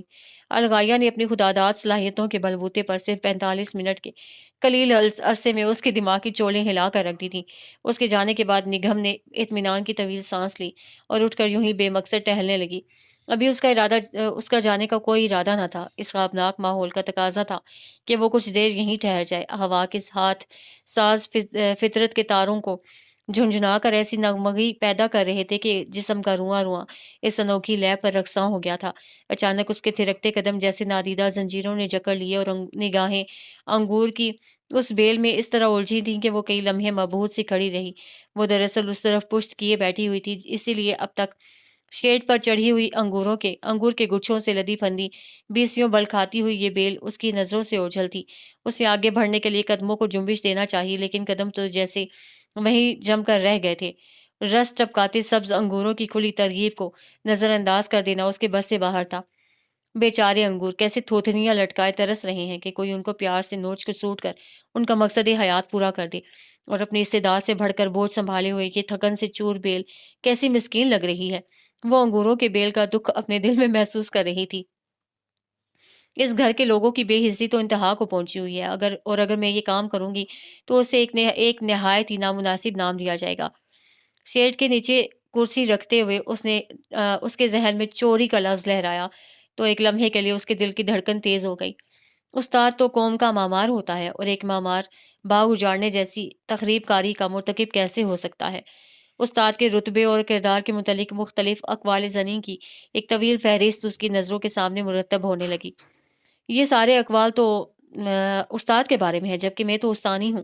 اس نے ایک نہایت مضبوط دلیل سے سارے اندیشوں کے پرخچے اڑا دیے۔ کمر کے گرد دوپٹے کو گانٹھ دے کر اس نے سوچوں کی بندش کا اہتمام بھی کر دیا تھا۔ کرسی پر قدم رکھنے سے پہلے اس نے آخری دفعہ ادھر ادھر دیکھ کر اچھی طرح اطمینان کیا تھا۔ اس نے ایک ایسی عمر رسیدہ گچھے کا انتخاب کیا جو اس کے خیال میں زندگی کا بوجھ اٹھانے کے قابل نہیں رہا تھا، اور ابھی اس کی مشکل آسان کر رہی تھی کہ اعصاب کو جھنجھوڑ دینے والی آواز نے اس کے جسم کی ڈولتی ناؤ کو بھنور کے سپرد کر دیا۔ خاصی دیر تک تو اسے خود پر بیتنے والے سانحے کی نوعیت سمجھ ہی نہ آ سکی۔ بس ایسا لگا تھا جیسے زمین و آسمان ڈولنے لگے ہوں۔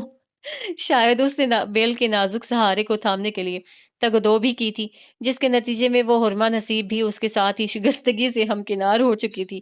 درد کی ٹیسوں نے دماغ پر چھائے اندھیرے پر غلبہ پایا تو اسے دھندلائی آنکھوں سے اپنے قریب تابش کو نیڈوں کی زنجیر تھامے ہوئے کھڑے دیکھا۔ حلق سے نکلتی کراہوں کا گلا گھونٹتے ہوئے لرزتے وجود کے ساتھ اٹھنے کی کوشش پہ وہ بری طرح ڈگمگا گئی تھی۔ پہلی بار اسے احساس ہوا کہ درد کا منبع اس کا بایاں ٹخنا تھا، وہ اور درد کی شدت سے یہ اندازہ لگانا مشکل نہیں تھا کہ اگر ہڈی نہیں ٹوٹی تھی تو بھی کم از کم زبردست مورچ ضرور آ چکی تھی۔ تو آپ ڈکیتی کی واردات کر رہی تھیں؟ اچھا ہوا جو میں وقت پر پہنچ گیا، ورنہ آپ نے تو ہمیں اچھا خاصا جھٹکا لگا دیا تھا۔ تابش کی شوخ آواز اس کی سماعتوں سے ٹکرائی۔ جواب میں اسے کچھ بولنا چاہا لیکن آنسوؤں سے روندے ہوئے گلے سے آواز ہی نہ نکل سکی تھی۔ وہ بڑی مشکل سے دیوار کا سہارا لے کر کھڑی تھی۔ پیر پر ہلکا سا دباؤ بھی ناقابل برداشت اذیت کا باعث تھا۔ ارے آپ تو مجھے یوں گھور گھور کر دیکھ رہی ہیں جیسے مجرم آپ نہیں میں ہوں، حالانکہ آپ صحت جرم سے انکار کرنے کی پوزیشن میں ہرگز نہیں ہیں۔ مال مسروقہ اس وقت آپ کے ہاتھ میں لٹک رہا ہے۔ مال مسروقہ اس وقت آپ کے ہاتھ میں لٹک رہا ہے۔ اس نے انگوروں کے گچھے کی طرف اشارہ کیا جو ابھی تک اس کی مٹھی میں بھینچا ہوا تھا۔ خجالت سے بے حال ہوتے ہوئے اسے جلدی سے گچھے کو نیچے پھینک دیا اور آنکھوں سے امڑنے والے آنسوؤں کو روکنے کے لیے بری طرح ہونٹ کچلتے ہوئے زمین پر نظریں جمائے کھڑی رہی۔ تو اس کا مطلب ہے آپ یوں نہیں مانیں گی؟ چلیے میں آپ کو لے جا کر پولیس اسٹیشن میں جمع کروا دوں۔ وہ اس کی کیفیت سے بے خبر اپنی ترنگ میں کہے جا رہا تھا۔ آپ انسان نہیں جانور ہیں، آپ کو ذرہ برابر احساس نہیں کہ آپ کے بےہودہ مذاق کے باعث میں کس قدر تکلیف سے گزر رہی ہوں۔ آنسوؤں میں بھیگی آواز بمشکل لرزتے ہونٹوں سے برآمد ہوئی تھی۔ درد سہتے سہتے اس کی ہمت جواب دینے لگی اور آنسو ضبط کے بند توڑ کر آنکھوں سے بہہ نکلے تھے۔ اس کی آواز میں درد کی آمیزش اور رخساروں پر بہتے آنسوؤں کو دیکھ کر تابش کے ہونٹوں پر کھیلتی مسکراہٹ یکدم معدوم ہو گئی اور چہرے پر ندامت کے سائے لہرانے لگے۔ کیا ہوا؟ آپ کو ٹھیک تو ہیں؟ کیا بہت زیادہ چوٹ لگی ہے؟ اس کے لہجے سے تفکر جھلکنے لگا تھا۔ آپ کو کیا چاہے میری جان چلی جائے، آپ تو اپنے مذاق کے شاندار نتائج دیکھ کر کہہ لگائیں۔ اسے بے دردی سے آنکھیں رگڑتے ہوئے جانے کے لیے قدم بڑھائے تو پیر کی دکھن کے باعث بری طرح لہرا کر رہ گئی۔ اس کی چال میں لڑکھڑاہٹ دیکھ کر تابش جلدی سے آگے بڑھا۔ پلیز آئی ایم سوری، آپ بیٹھ جائیں، میں ابھی میڈیکل باکس لے کر آتا ہوں۔ میرے خیال میں آپ کے پاؤں میں موچ آئی ہے۔ وہ گھٹنوں کے بل نیچے بیٹھ کر اس کے پاؤں کی طرف ہاتھ بڑھاتے ہوئے بولا، لائیے میں جوتا اتار دوں۔ خبردار جو آپ نے مجھے ہاتھ لگایا۔ وہ بھبک کر پیچھے ہٹی تھی۔ میں کوئی سیدھی سادھی معصوم لڑکی نہیں ہوں جو آپ جیسوں کی ہتھ کنڈوں کو نہ سمجھ سکوں۔ میری ٹوٹی ہڈی کو ٹٹولنے کے بہانے آپ میرا پیر چھونا چاہتے ہیں، ہٹ جائیں۔ مجھے آپ کے عاشقانہ ہمدردیوں کی کوئی ضرورت نہیں۔ وہ دانت پر دانت جمائے ڈولتی ہوئی بیرونی دروازے کی طرف بڑھنے لگی۔ ٹھہریے تو مجھے پتا ہے آپ سیدھی سادھی نہیں ہے۔ ظاہر ہے جو لڑکی دن دہاڑے کسی کے گھر میں ڈاکہ ڈالے وہ سیدھی سادھی کیسے ہو سکتی ہے؟ لیکن میری معصومیت پر شک نہ کیجیے، میرے ہاتھ سے نہ سہی کسی ڈاکٹر سے ہی علاج کروا لیں۔ وہ اس کے پیچھے آتے ہوئے لجاجت سے بول رہا تھا۔ لہجے میں پہلے والی شوخی یکسر مفقود تھی، وہ رکی نہیں تھی۔ ہر اٹھتے قدم کے ساتھ ایسی ٹیس اٹھتی کہ دماغ جھنجھنا جاتا۔ آنسوؤں کے باعث آنکھوں کے سامنے دھند کی چادر سی تنی ہوئی تھی۔ تابش اس کے قریب سے گزرتا ہوا پورچ کی طرف دوڑ پڑا تھا۔ گیٹ کی طرف جانے والی پختہ روش تک پہنچنے میں ہی اس کے جسم سے ساری توانائی نچڑ گئی تھی۔ تابش نے گاڑی بیک کر کے اس کے قریب روکی اور اتر کر پچھلی سائیڈ کا دروازہ کھول دیا۔ مانا کہ آپ بڑی ترم خان ہیں مگر میں بھی کسی سے کم نہیں ہوں۔ سیدھی طرح گاڑی میں بیٹھ جائیں ورنہ مجھے دوسرا طریقہ استعمال کرنا پڑے گا۔ اس نے درستگی سے کہتے ہوئے اسے بازو سے پکڑ کر گاڑی میں دھکیل دیا۔ سارے راستے وہ آنکھوں پر ہاتھ رکھے ہچکیوں سے روتی رہی تھی۔ تابش نے بھی گھر کا ایڈریس پوچھنے کے علاوہ اس سے کوئی بات نہیں کی۔ ڈاکٹر سے فارغ ہونے کے بعد اسے گھر کے دروازے پر اتار کر وہ زن سے گاڑی نکال لے گیا تھا۔ اس نے جھوٹ بول کر بڑی مشکل سے گھر والوں کو پاؤں کی چوٹ کے بارے میں مطمئن کیا۔ پین کلر نے پاؤں کے درد کو تو سلا دیا تھا لیکن کوئی ایسی پھانس تھی جس کی چبھن سانس کے ساتھ تن من میں بس گئی تھی۔ اس نے رنگین لمحوں کے جھلملاتے عکس سے دل پر محبت کا جو نقش ابھارا تھا، دکھ کی دھوپ اس کے رنگ اڑا کر خال و خد کو مٹا رہی تھی۔ یہ رات دل کی دیواروں سے لپٹ کر بہت آہستہ ڈھلی تھی۔ صبح وہ دیر تک بستر پر لیٹی کسل مندی سے کروٹیں لیتی رہی۔ رات بھر میں پاؤں کی سوجن خاصی بڑھ گئی تھی، اس لیے کالج جانے کا تو سوال ہی نہیں پیدا ہوتا تھا۔ بھابھی نے 2-3 بار اسے ناشتے کے لیے پوچھا، لیکن اس کا جی کچھ کھانے کو نہیں چاہ رہا تھا، اس لیے انکار کر دیا۔ وہ ہاسی دیر سے ایک ہی پوزیشن میں لیٹی حالی حالی نظروں سے چھت کو گھور رہی تھی کہ عامر بڑے رازدارانہ انداز میں کمرے میں داخل ہوا اور اس کے پاس جھک کر اسے سرگوشی میں پکارنے لگا، بات سنیں پپو۔ کیا ہے؟ اس نے نظروں کا زاویہ بدل کر مستفسرانہ انداز میں دیکھا۔ کالی گاڑی میں ایک آدمی آیا تھا اور یہ آپ کے لیے دے کر گیا ہے۔ اس نے کمر کے پیچھے چھپایا ہوا پھولوں کا بکے اور کارڈ اس کی طرف بڑھایا۔ وہ کہہ رہا تھا کسی کو پتہ نہیں چلنا چاہیے اور یہ چیزیں میں صرف آپ کو ہی دوں۔ وہ دھیمی آواز میں تفصیل بتانے لگا۔ نگم نے حالی اس ذہنی کی کیفیت میں ہاتھ بڑھا کر دونوں چیزیں اس سے لے لیں۔ ادھر بیٹھ کر بتاؤ کون دے کر گیا ہے یہ چیزیں؟ اس کی آواز میں خوشگوانیوں کی ریشمی فصل سرسرانے لگی تھی۔ لمبا سا تھا اور بڑا ہی گورا چٹا۔ اس نے مجھے اتنے سے چھوٹے سے کام کے لیے اتنے ڈھیر سارے پیسے بھی دیے ہیں۔ وہ جیب سے 100 روپے کا نوٹ نکال کر خوشی سے ہاتھوں میں بل دینے لگا۔ نگم نے جھپٹ کر نوٹ اس کے ہاتھ سے چھین لیا اور اسے دھکا دے کر چارپائی سے اٹھاتے ہوئے بولی، چلو بھاگو یہاں سے، اور خبردار اس بات کا کسی سے ذکر کیا تو میں تمہاری ہڈیاں توڑ دوں گی۔ شرم نہیں آتی راہگیروں سے پیسے بٹورتے ہوئے؟ اپنی شاندار کارکردگی کے سلے میں ملنے والے اس انعام پر عامر کا چہرہ بھج سا گیا۔ وہ کچھ دیر ایک صدمے کی کیفیت میں کھڑا اسے دیکھتا رہا اور پھر زیر لب بڑبڑاتے ہوئے واپس مڑ گیا۔ اس کی بڑبڑاہٹ واضح تو نہیں تھی، لیکن ہونٹوں کی جنبش سے نگم کے ذہن میں الفاظ کا جو خاکہ ابھرا تھا اس نے اس کے تن میں آگ سی بھڑکا دی تھی۔ وہ لنگڑی چڑیل یا اسی سے ملتا جلتا کوئی نہایت ہولناک لقب تھا جو اس پر داغنے کے بعد عامر صاف بچ کر نکل گیا تھا۔ ادھر واپس آؤ، کیا کہہ رہے تھے مجھے؟ اس سے چیخ کر جاتے ہوئے عامر کو پکارا۔ میں تمہاری باتیں چیر کر کانوں تک کر دوں گی۔ میں نے کچھ نہیں کہا پپو۔ وہ دروازے میں رک کر گھگھیایا اور دوسرے ہی لمحے بھاگ کھڑا ہوا۔ اگر نگم کا پاؤں اجازت دیتا تو وہ ہر ممکن حد تک اس کا تعاقب کرتی، لیکن اس وقت مجبوری تھی، اس لیے وہ صرف دل مسوس کر رہ گئی۔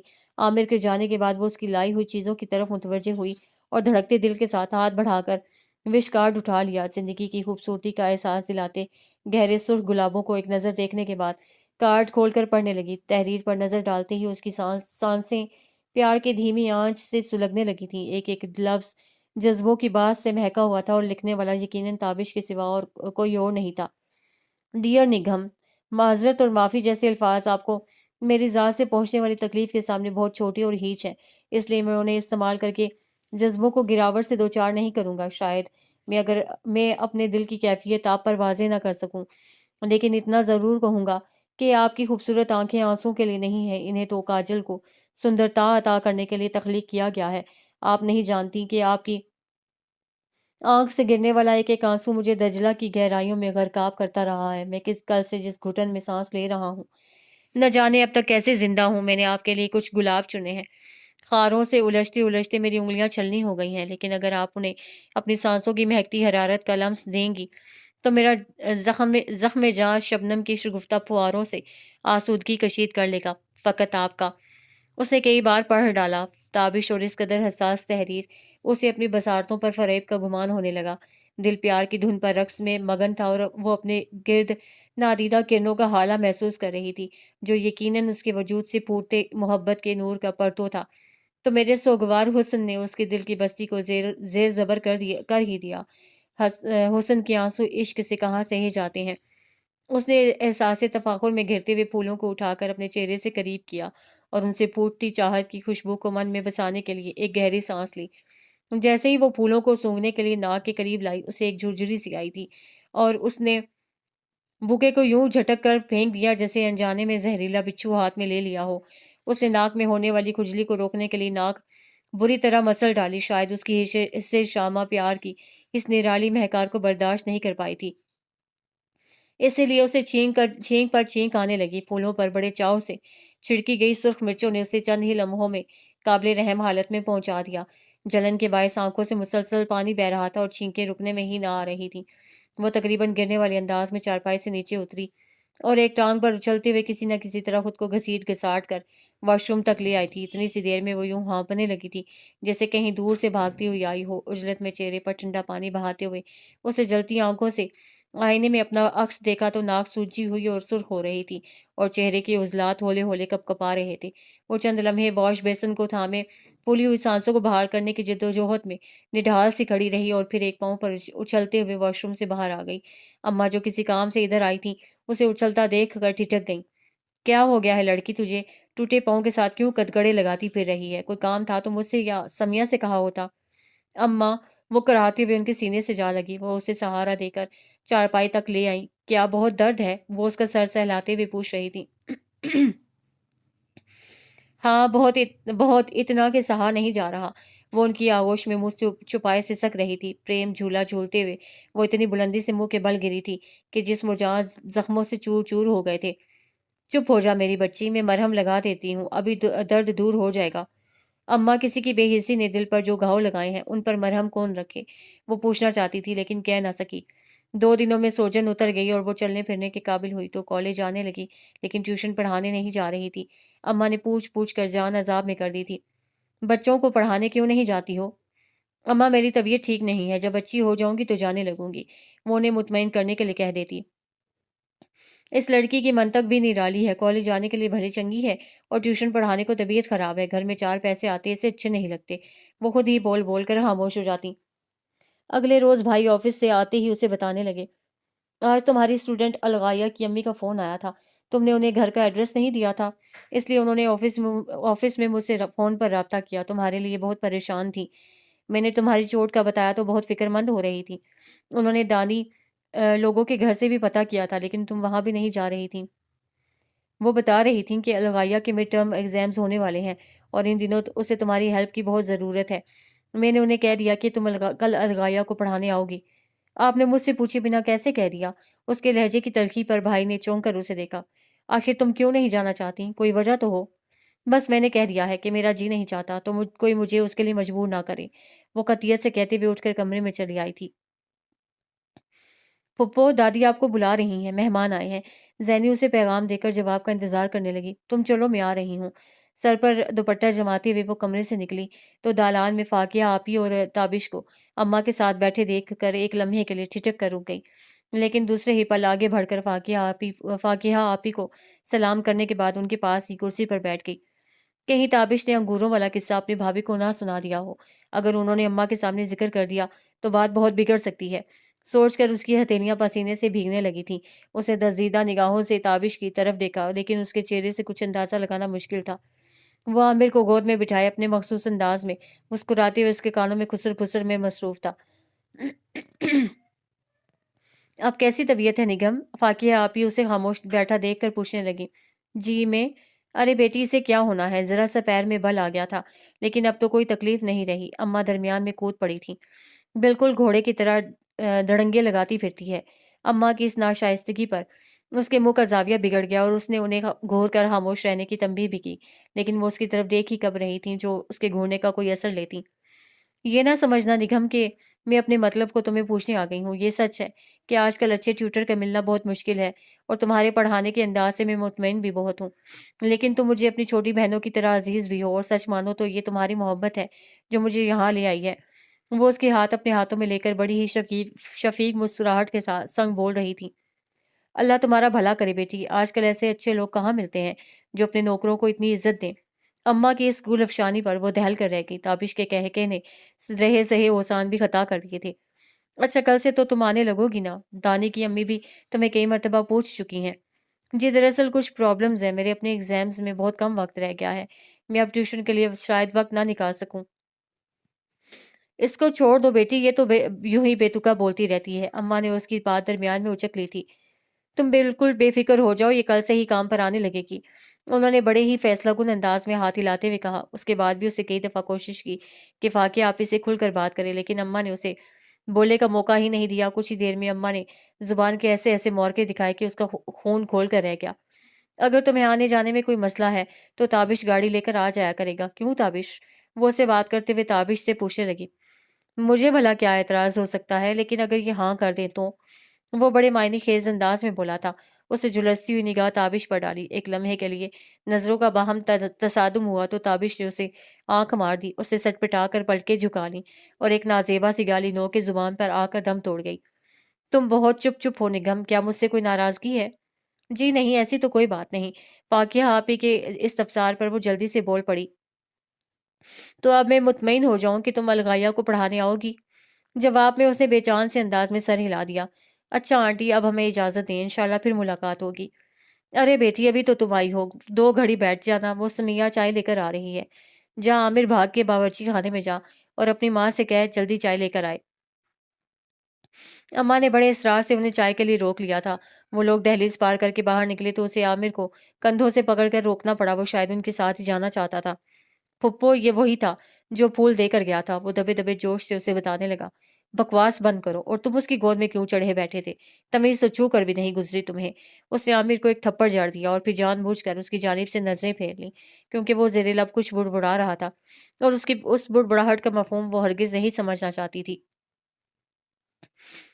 تمہیں کیا ضرورت تھی انکار کرنے کی؟ بلکہ تمہیں تو اسی روز سے ان کے گھر جانا چاہیے تھا جب تمہارے پاؤں کی موچ ٹھیک ہو گئی تھی۔ اس کی پوری بات سن کر آمنہ اس انداز سے گویا ہوئی جیسے اس کی عقل پر ماتم کر رہی ہو۔ آمنہ پورے کالج میں وہ واحد لڑکی تھی جس کے ساتھ وہ اپنی باتیں شیئر کر لیتی تھی۔ دونوں کے مزاج میں تندی تھی، اس لیے خوب نبھ رہی تھی۔ کیا مطلب؟ اسے بھویں اچکائیں۔ مطلب صاف ہے، تم اس طرح کا شدید رد عمل دکھا کر تو اس پر یہ ظاہر کر رہی ہو جیسے تم نے اس کی بات کا بہت اثر لیا ہے۔ تمہارے ایسے رویے سے تو اس کے حوصلے اور بلند ہوں گے۔ اس نے تمہارے ساتھ ایک واہیات مذاق کیا اور تم اسے جان کر روک لگا بنا کر بیٹھ گئی۔ اسے تو یوں لگتا ہے جیسے تم واقعی اس میں انٹرسٹڈ ہو۔ نگم اس بات پر آمنہ سے نظریں چرا گئی تھی، مبادا دل کے موہن چور کا عکس اس کی آنکھوں میں لہراتا نظر نہ آ جائے۔ تمہیں تو اس وقت ہی اس کے منہ پر تھپڑ مار دینا چاہیے تھا جب اسے تمہیں کرسی سے گرا دیا تھا، اور تم ہو کے اس کے بھیجے ہوئے پھول اور کارڈ وصول کرتی پھر رہی ہو۔ اور تمہیں یہ مشورہ کس نے دیا تھا کہ ان پھولوں میں اپنی ناک گھسیڑ دو؟ حماقت کی بھی کوئی حد ہوتی ہے۔ اس کے لہجے سے صاف ظاہر ہوتا تھا کہ اسے نگم کا رد عمل سخت ناگوار لگا تھا۔ اچھا، یہ نصیحت کسی اور وقت کے لیے رکھ چھوڑو، اس وقت تو مجھے یہ بتاؤ کہ میں کیا کروں؟ نگم کے انداز میں جھنجھلاہٹ تھی۔ تم یہ کرو کہ آج سے ہی الغائیہ کو پڑھانے چلی جاؤ اور اس تابش کو اس طرح اگنور کرو جیسے کچھ ہوا ہی نہ ہو۔ یہ کیسے ممکن ہے؟ تم اسے نہیں جانتی ہو۔ وہ اتنا زج کر دیتا ہے کہ ضبط جواب دینے لگتا ہے۔ کیوں ممکن نہیں ہے احمق لڑکی؟ یہاں کالج میں تو بڑی خونخوار بنی پھرتی ہو، اور اس لڑکے کے سامنے تمہاری حالت بھیگی بلی سے بھی بری ہے۔ آخر تم اسے اتنا دب کیوں رہی ہو؟ اسے ایسا منہ توڑ جواب دو کہ آئندہ کے لیے وہ تمہارا سامنا کرنے سے بھی کترانے لگے۔ اب وہ اسے کیا بتاتی کہ وہ تو ہر دم خود اس کا سامنا چاہتی ہے۔ مرچوں والے واقعے کے سلسلے میں تم بالکل انجان بن جانا۔ اگر وہ تم سے اشارتاً بھی ذکر کرے تو تم صاف مکر جانا۔ وہ کیوں؟ کیوں کا کیا مطلب ہے؟ آخر تم اتنی ناسمجھ کب سے ہو گئی؟ آمنہ کی جھنجھلاہٹ عروج پر تھی۔ اگر تم اسے اپنا سوجا ہوا تھوبڑا دکھاؤ گی تو وہ خود ہی سمجھ جائے گا کہ اس کی بےہودہ شرارت شاندار طریقے سے کامیاب ہوئی ہے، اور وہ مزید شیر ہو جائے گا۔ تم پہلے کی طرح مسکراتے ہوئے اور ویسی ہی تمکنت کے ساتھ اس کے سامنے جاؤ جو تمہاری شخصیت کا خاصہ ہے۔ یوں رو بسور کر اس کی خوشی کا سامان کیوں کر رہی ہو؟ آخر اس نے تمہیں سمجھ کیا رکھا ہے؟ تم اس پر ثابت کر دو کہ تم کوئی معمولی لڑکی نہیں ہو۔ اگر وہ دوبارہ تمہارے ساتھ فری ہونے کی کوشش کرے تو اسے ایسی کھری کھری سنانا کہ طبیعت صاف ہو جائے۔ اچھا بس بھی کرو، تم تو مجھے یوں بریفنگ دے رہی ہو جیسے میں کسی جنگی محاذ پر روانہ ہو رہی ہوں۔ نگم اکتائے ہوئے انداز میں اٹھ کھڑی ہوئی۔ جنگی محاذ نہیں تو اس سے کم بھی نہیں ہے۔ آخر انا اور وقار کا مسئلہ ہے، اور یہ کوئی معمولی بات تو نہیں ہے۔ وہ اس کی تقلید میں اٹھتے ہوئے بولی، چلو کیفیٹیریا چلیں، میں نے تو ابھی تک ناشتہ بھی نہیں کیا۔ نگم موضوع بدلنا چاہ رہی تھی۔ ہاں بھوک تو مجھے بھی لگ رہی ہے۔ وہ دونوں کیفیٹیریا کی جانب روانہ ہو گئی۔ ویسے آپس کی بات ہے، مجھے تو فاقیہ آپی کا کردار بھی مشکوک لگ رہا ہے۔ اس کے ساتھ چلتے ہوئے آمنہ نے پرسوچ انداز میں اس کی طرف دیکھا۔ کیسی باتیں کر رہی ہو؟ اچھی بھلی شریف خاتون ہے۔ نگم نے احتجاجاً اسے گھورا۔ اس کے یوں گھورنے پر وہ مسکرانے لگی۔ اوہو، میں وہ والا مشکوک نہیں کہہ رہی ہوں۔ کہنے کا مطلب یہ ہے کہ کون اس طرح بچوں کے ٹیوٹرز کے گھروں میں جا کر خیریت دریافت کرتا ہے، اور پھر تمہیں واپس بلانے کے لیے اس قدر اصرار؟ کچھ عجیب سا لگ رہا ہے کہ ٹیوٹرز کی آج کل کون سی کمی ہے؟ بے شمار لوگ اکیڈمیوں کے چکر لگا لگا کر طلبے گھساتے پھر رہے ہیں، اور تم کب کسی یونیورسٹی کی پروفیسر ہو کہ تمہارے جانے کا انہیں اس قدر قلق ہو؟ انہیں تو 2-4 روز تمہارا انتظار کر کے کسی اور کو رکھ لینا چاہیے تھا۔ مجھے تو دیور بھابھی کی ملی بھگت لگ رہی ہے۔ تم تو بال کی کھال اتارنے لگتی ہو۔ اب میں ہوں ہی اتنی حسین اور پرکشش کے لوگ مجھ سے دوری برداشت ہی نہیں کر پاتے۔ اس نے ایک ادائے دل ربائی سے بالوں کی لٹکان کے پیچھے ارسی اور پلکیں جھپکا کر اس کی طرف تصدیق طلب نظروں سے دیکھا۔ ہاں، اس میں تو کوئی شک نہیں۔ عقل سے تمہارا بیر ثابت کرتا ہے کہ تم واقعی بے حد حسین ہو، کیونکہ عقل اور حسن کی آپس میں سخت مخاصمت ہوا کرتی ہے۔ وہ جل کر بولی، بالکل ٹھیک، اسی لیے تو تم اتنی زیادہ عقلمند ہو، نگہم نے برجستہ کہا تھا، اور آمنہ اپنی کہی ہوئی بات خود پر الٹتے دیکھ کر محض دل ملا کر رہ گئی تھی۔ فاقیہ آپی نے اسے دیکھ کر غیر معمولی خوشی کا اظہار کیا تھا، اور الغایا بھی یوں کھلی جا رہی تھی جیسے کوئی من پسند کھلونا مل گیا ہو۔ مس، آپ اتنے دن آئے کیوں نہیں؟ کیا چاچو سے لڑائی ہو گئی تھی؟ میں آپ کو یاد نہیں آتی تھی؟ سوالوں کا ایک طویل سلسلہ تھا جو ختم ہونے میں ہی نہ آ رہا تھا۔ وہ بے دھیانی سے الغایا کو سن رہی تھی، اسے ایک عجیب سے حزن کا احساس ہو رہا تھا۔ ڈرائنگ روم کی آرائش اور فرنیچر کی تبدیلی میں ترتیب میں کوئی تبدیلی نہیں ہوئی تھی، پھر بھی ایک خلا تھا جو اعصاب کو بے چین کر رہا تھا۔ فضا میں رچی اداسی کی باعث روح کو یزمردگی کا لبادہ اڑھا رہی تھی۔ تمہارے چاچو نظر نہیں آ رہے؟ نہ جانے کیسے اس کی زبان سے پھسل گیا۔ ابھی الفاظ اس کے منہ میں ہی تھے کہ تابش پردہ ہٹا کر نہایت خوفناک رفتار سے بھاگتا ہوا اس کی طرف بڑھنے لگا۔ اس کے ہاتھ میں سفید گلابوں کا گلدستہ تھا، اور اس کی رفتار کے پیش نظر نگہم صوفے سے چلاک مار لگانے کے لیے پر توڑنے لگی، کیونکہ آثار بتا رہے تھے کہ وہ اس پر گر کر ہی دم لے گا، لیکن اس کے خدشے غلط ثابت ہو گئے جب اس نے بالکل قریب پہنچ کر نہایت مہارت سے بریک لگائے اور گلدستے والا ہاتھ آگے بڑھاتے ہوئے گنگنایا: میں یہاں ہوں اور گلوں کے اس نذرانے کے سنگ آپ کا سواگت کرتا ہوں۔ اس نے پھول تقریباً نگہم کی ناک کے ساتھ لگا دیے تھے۔ اب ان پر کون سی میچنگ مرچیں چھڑک کر لائے ہیں؟ اس نے ایک جھٹکے سے تابش کا ہاتھ پرے ہٹاتے ہوئے زہریلے لہجے میں کہا۔ اجلت میں بات منہ سے نکل تو گئی تھی، لیکن غلطی کا احساس ہوتے ہی وہ فوراً خاموش ہو گئی۔ آپ چپ کیوں ہو گئی؟ بولیے نا، آپ کو میرا تحفہ کیسا لگا؟ تحفوں کے لین دین سے محبت بڑھتی ہے، سنا تو تھا، لیکن آج ثابت بھی ہو گیا۔ اب دیکھیے، دوسرے ہی تحفے سے محبت کی تاثیر اس قدر بڑھ گئی کہ آپ نے میرا ہاتھ چھو لیا۔ وہ اپنے بائیں ہاتھ کی پشت کو رخسار کے ساتھ مس کر کے بڑے ہی خوابناک انداز میں گنگنانے لگا: نہ جانے کیا ہوا جو تو نے چھو لیا، کھلا گلاب کی طرح میرا بدن۔ نگہم کی اس نرالی منطق سن کر چوئی موئی سی ہو چھوئی موئی سی بن گئی۔ اس نے تو اس کے بڑے ہوئے ہاتھ کو ہٹانے کے لیے ایسا کیا تھا، اور وہ بات کو کہاں سے کہاں لے گیا تھا۔ چاچو، آپ گانا نہ گایا کریں، آپ کا گانا سن کر سر میں درد ہونے لگتا ہے۔ الغائیہ کے منہ بنانے پر اس نے مصنوعی ہفگی سے آنکھیں دکھائیں: اور آپ مجھے پڑھنے کیوں نہیں دیتے؟ ہر وقت مس کو تنگ کرتے رہتے ہیں، میں ماما سے آپ کی شکایت کروں گی۔ نگہم نے اپنی مسکراہٹ چھپانے کے لیے ہاتھ میں پکڑی کتاب چہرے کے سامنے کر لی تھی۔ اچھا بھائی، تم تو کچھ زیادہ ہی جذباتی ہو رہی ہو۔ اب میں خاموشی سے بیٹھ کر دیکھوں گا کہ تمہاری مس تمہیں کیا کیا پٹیاں پڑھاتی رہتی ہیں۔ وہ ہتھیار ڈالنے والے انداز میں صوفے پر بیٹھنے کے لیے جھکا۔ نہیں چاچو، یہاں نہ بیٹھیے گا، الغائیہ جلدی سے بول پڑی۔ یہاں نیڈو نے چھی چھی کر دیا تھا، آپ ادھر بیٹھ جائیں۔ وہ سنگل صوفہ چیئر کی طرف اشارہ کرنے لگی۔ چلو ادھر بیٹھ جاتے ہیں۔ وہ اس کی بات پر دھیان دیے بغیر دھم سے صوفے پر گرا، لیکن دوسرے ہی لمحے یوں اچھلا جیسے صوفے میں لگے اسپرنگ کھل گئے ہوں اور انہوں نے اسے فضا میں اچھال دیا ہو۔ اس کے حلق سے ایک گھٹی گھٹی چیخ بھی برآمد ہوئی تھی۔ نگہم نے ایک ادا سے اس کے چہرے پر نظریں جمائیں تو اس کے تاثرات دیکھ کر ایک دل فریب مسکراہٹ نے اس کے لبوں کی تراش میں کروٹ لی۔ تابش کے چہرے پر زلزلے کے آثار تھے، اور آنکھوں کی پتلیاں کچھ پھیل سی گئی تھیں۔ میں کچھ علاج معالجے کے بعد ابھی حاضر ہوتا ہوں۔ وہ پٹی پٹی آواز میں بولتا ہوا کمرے سے جانے لگا۔ اس کے دونوں ہاتھ پینٹ کی پچھلی جیبوں پر دھرے ہوئے تھے اور چال میں واضح لڑکھڑاہٹ تھی۔ الغائیہ، لکھو۔ توبہ، یہ متوالی چال! نگہم کی استہزائیہ گنگناہٹ پر اس نے کولہے پر ہاتھ رکھ کر مجروح سی نظروں سے اس کی طرف دیکھا تھا، اور اسے بے تحاشا ہنستے دیکھ کر فوراً ہی غائب ہو گیا تھا۔ مجھے تو متوالی نہیں لکھنا آ رہا۔ الغائیہ پریشانی سے اس کی طرف دیکھ رہی تھی۔ اب رہنے دو، لکھنے کی ضرورت بھی نہیں رہی۔ الغائیہ کاپی سینٹر ٹیبل پر رکھ کر اٹھی اور اس صوفہ چیئر کا جائزہ لینے لگی جس پر بیٹھنے کے بعد تابش حادثے کا شکار ہوا تھا۔ کچھ دیر کے معائنے کے بعد وہ آنکھوں میں آنسو لیے نگہم کی طرف مڑی اور غم میں ڈوبی آواز میں بتانے لگی: مس، آپ نے تو کہا تھا چاچو کو زیادہ درد نہیں ہوگا، لیکن ان کی تو چیخ ہی نکل گئی، اور اس صوفے پر پنز بھی کم ہیں۔ اس کے انکشاف پر نگہم ہنستے ہنستے دوہری ہو گئی۔ آپ ہنس کیوں رہی ہیں؟ وہ اسے یوں گھورنے لگی جیسے اس کی ذہنی صحت پر شک کر رہی ہو۔ میں ابھی پوچھ کر آتی ہوں، کہیں چاچو کا خون تو نہیں نکلا؟ وہ جلدی سے باہر کو بھاگی اور نگہم کی آواز دینے کے باوجود نہیں رکی تھی۔ دن رات اور رات دن کی کالی میں ڈھل رہی تھی۔ ہر گزرتا پل اس کے دل پر جلتے پرید کے الاؤ کو مزید بھڑکا کے گزر رہا تھا۔ تابش کی انتہا کو پہنچی ہوئی لاپرواہی اس کے لیے آزمائش بن گئی تھی۔ کبھی اس کے لفظوں کی شبنم دشت ذات کو جل تھل کر دیتی، اور کبھی اس کے لہجے کا خنجر روح پر درد کے پہرے بٹھا دیتا۔ آمنہ گاہے بگاہے اس کی برین واشنگ کر رہی تھی۔ لیکن جب وہ خود ہی نجات کی خواہاں نہیں تھی تو کسی کی نصیحتیں اسے کیا دے سکتی تھیں؟ وہ جس سنہری ریشمی جال میں الجھ گئی تھی، اس سے دامن چھڑانے کی اسے کوئی آرزو ہی نہ تھی۔ وہ دن رات ایک ہیجان کا شکار رہتی تھی۔ اس کے مزاج میں گفتگی تو پہلے ہی مفقود تھی، لیکن اب اس پر ایک جھنجھلاہٹ سوار ہونے لگی۔ ریگ دشت طلب تپش اس کے چہرے پر شعلے سے کھلائے رکھتی۔ بچوں کے ساتھ اس کا رویہ اس قدر سخت ہو گیا تھا کہ وہ اسے دیکھتے ہی سہم جاتے تھے، اور سب تو اس کے چڑچڑے پن سے نالاں تھے ہی، لیکن اماں کو اس کی تنک مزاجی ایک آنکھ نہ بھاتی۔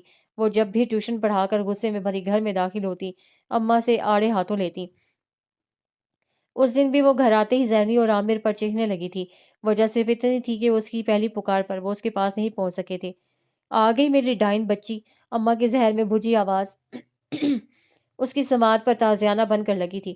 جیسے ہی گھر سے چیخنے چنگاڑنے کی آوازیں آنے لگی، میں سمجھ آتی ہوں کہ نگم گھر لوٹ آئی ہے۔ وہ خاموشی سے ہونٹ چباتے ہوئے انہیں دیکھنے لگی۔ غصے سے اس کی مٹھیاں بھینچ گئی تھیں۔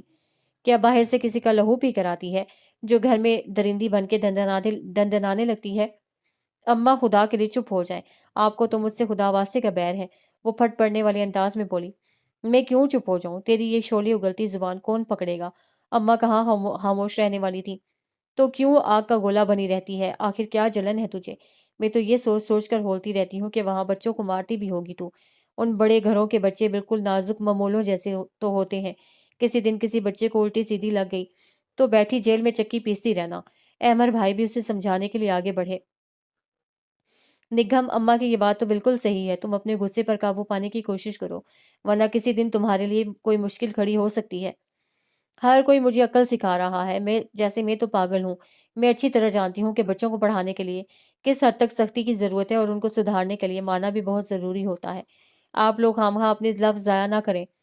لو اور سنو، بھیا منہ لگائی ڈومنی اور گاوے تال پہ تال۔ اماں کے اس محاورے نے اس کے رگ و پے میں شعلے سے بھڑکا دیا، اور وہ تن فن کرتے ہوئے کمرے سے باہر نکل گئی تھی۔ آپ کی فضول بکواس سنتے سنتے میرے کان پک گئے ہیں۔ کیا آپ کو اس دنیا میں اور کوئی کام نہیں ہے؟ نگہم پچھلے 20 منٹ سے تابش کو بے تکان بولتے سن رہی تھی اور خاموش رہ کر اسے نظر انداز کرنے کی جدوجہد کر رہی تھی، لیکن اس کی زبان کے رکنے کی کوئی سبیل نظر نہ آنے پر ضبط کی تنابیں ہاتھوں سے چھوڑ بیٹھی۔ جی، مجھے اس کے علاوہ اور بے شمار کام ہوتے ہیں، اور اب آپ یہ تو ضرور جاننا چاہیں گی کہ وہ کون کون سے کام ہیں۔ وہ سوالیہ نظروں سے اسے دیکھنے لگا اور اسے تردید کا موقع دیے بغیر خود ہی بتانے لگا۔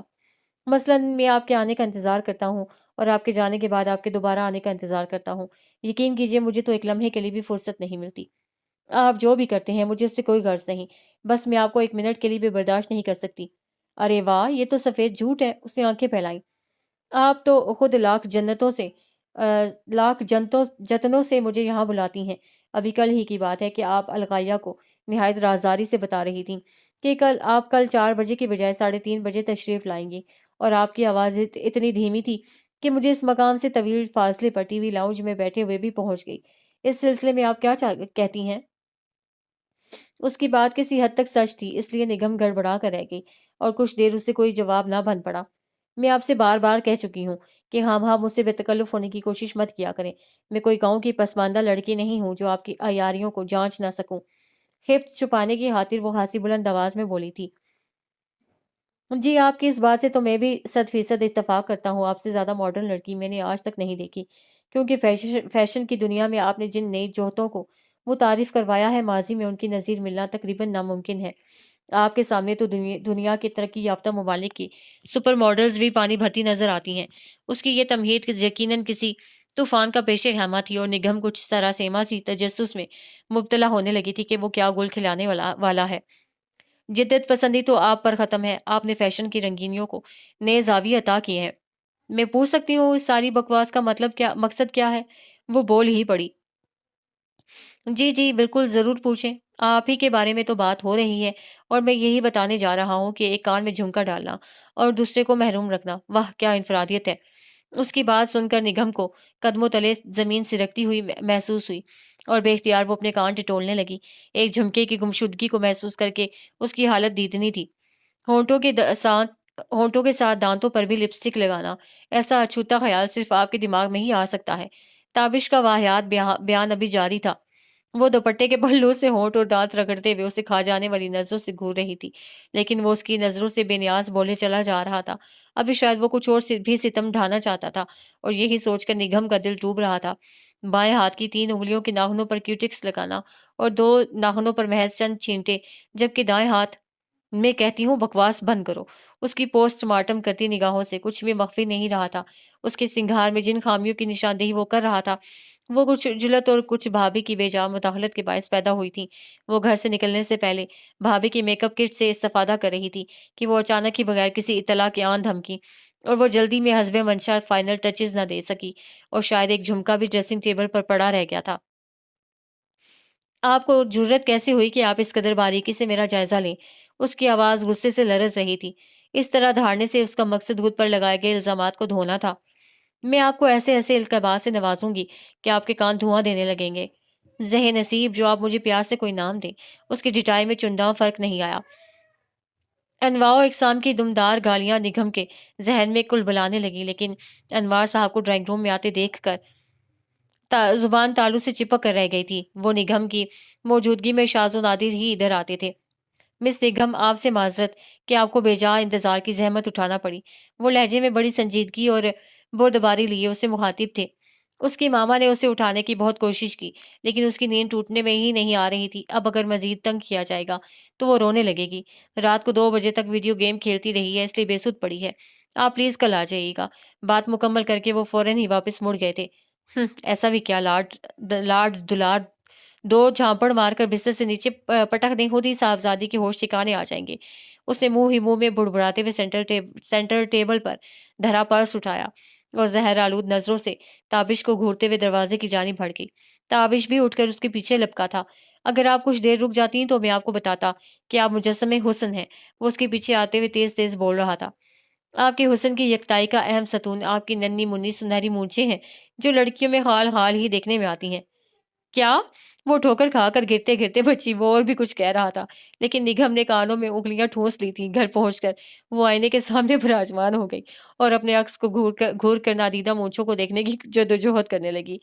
اس کی جلد اتنی شفاف اور بے داغ تھی کہ اسے کبھی تھریڈنگ یا ویکسنگ جیسی لغویات کی ضرورت ہی محسوس نہ ہوئی تھی۔ ہاں، البتہ چہرے اور بازوؤں پر ہلکا سا سنہری رواں موجود تھا، جو اس کی خوبصورت جلد کی آب و تاب میں اضافے کا باعث ضرور تھا، لیکن اسے مونچھوں جیسا ہولناک نام کسی طور نہیں دیا جا سکتا تھا۔ اس کمبخت تابش نے نہ جانے کیا دیکھ کر ایسا زہر اگلا تھا۔ تشویش کے باعث ساری رات اسے نیند نہ آ سکی، اور وہ بار بار اپنے اوپری ہونٹ پر انگلیاں پھیر کر خود کو تسلی دیتی رہی کہ پریشانی کی کوئی بات نہیں، لیکن دل میں ہونے والی خود بدھ کسی طرح موقوف نہ ہوئی۔ ساری رات کروٹیں بدلتے گزر گئی۔ اگلے روز کالج جاتے ہی وہ آمنہ کے سر ہو گئی۔ وہ نگھم کی عجیب و غریب فرمائش سن کر حیران رہ گئی تھی، اور اس نے ہانسی پس و پیش سے کام لیا، لیکن نگھم کے بڑھتے ہوئے اصرار کے سامنے اسے مانتے ہی بند پڑی۔ وہ دونوں گرلز ہاسٹل کی بیک سائڈ پر سیڑھیوں پر آن بیٹھی۔ دیکھ لو نگم، یہ ذرا سا تکلیف دہ کام ہے اور تم میں برداشت کا مادہ بالکل بھی نہیں ہے۔ آمنہ نے دھاگوں کو انگلیوں پر بل دیتے ہوئے آخری بار اس کی رائے جاننا چاہی۔ تم تو مجھے بچوں کی طرح ٹریٹ کر رہی ہو۔ یہ اتنی ساری لڑکیاں جو یہ سب کچھ کرتی رہتی ہیں، میں نے تو انہیں کبھی چیختے چلاتے یا درد سے تڑپتے نہیں دیکھا۔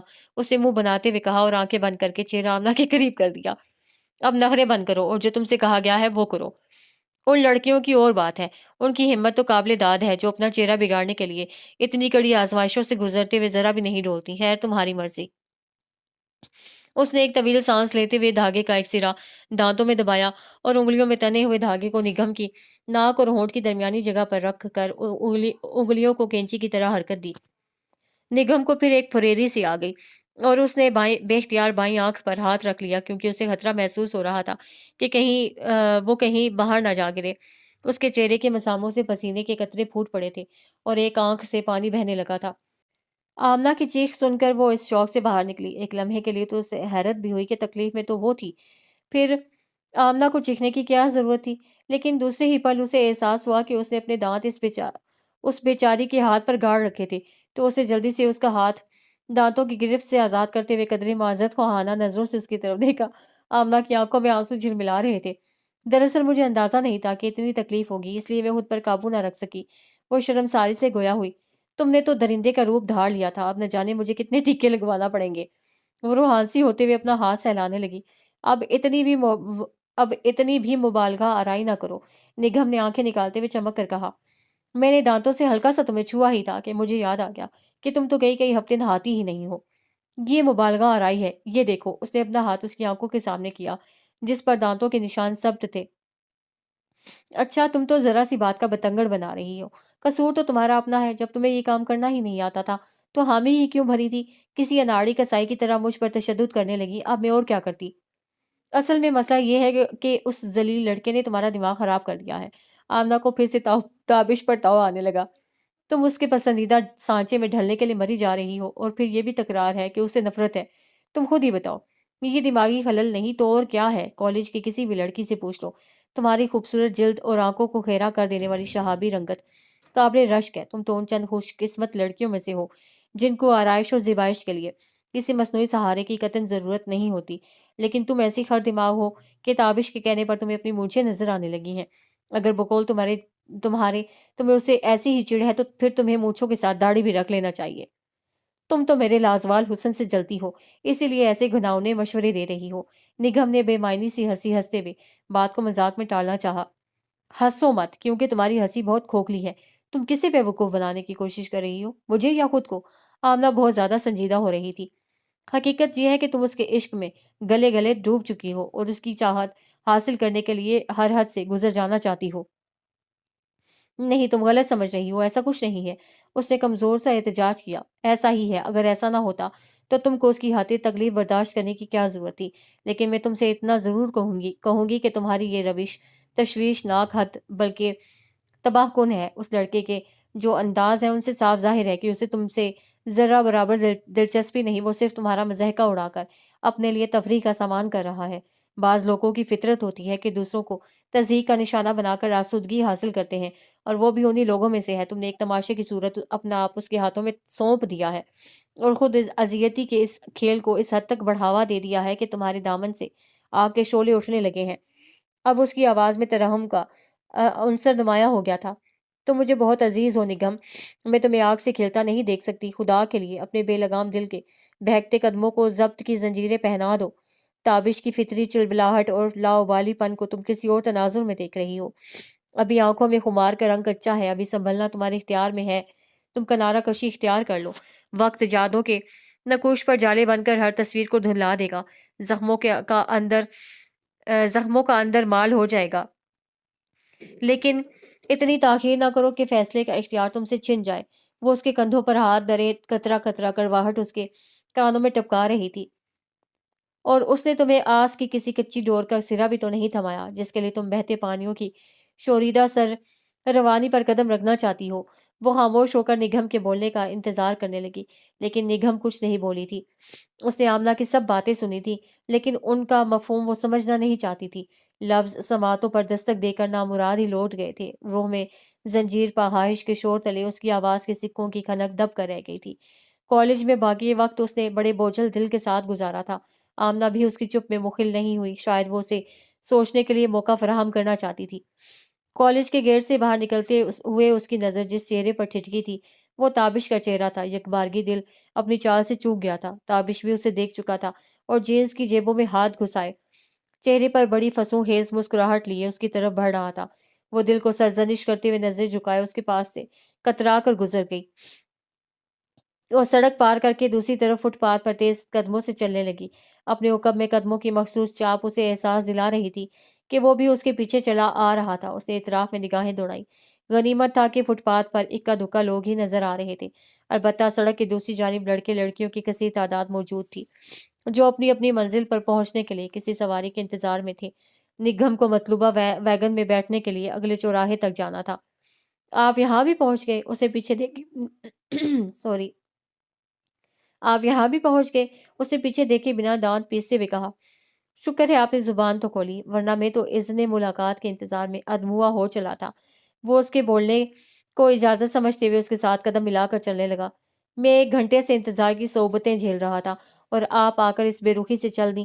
چاہنے والوں کے انداز ایسے تو نہیں ہوا کرتے۔ نگم نے سختی سے ہونٹ بھینچتے ہوئے قدموں کی رفتار بڑھا لی۔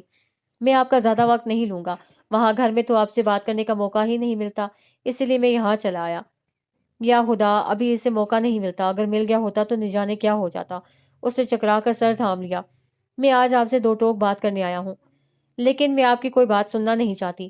آپ کو سننا ہوگی کیونکہ یہ میری زندگی اور موت کا سوال ہے۔ وہ ہٹیلے پن سے کہتے ہوئے اس کے سامنے آ گیا۔ یہ کیا بےہودگی ہے، میرا راستہ چھوڑ دیں۔ اسے سٹ پٹا کر آس پاس دیکھا، کچھ لوگ ان کی طرف متوجہ ہو کر معنی خیز نظروں سے انہیں دیکھنے لگے تھے۔ اگر آپ نے میری بات نہ سنی تو میں قیامت تک آپ کے راستے میں کھڑا رہوں گا۔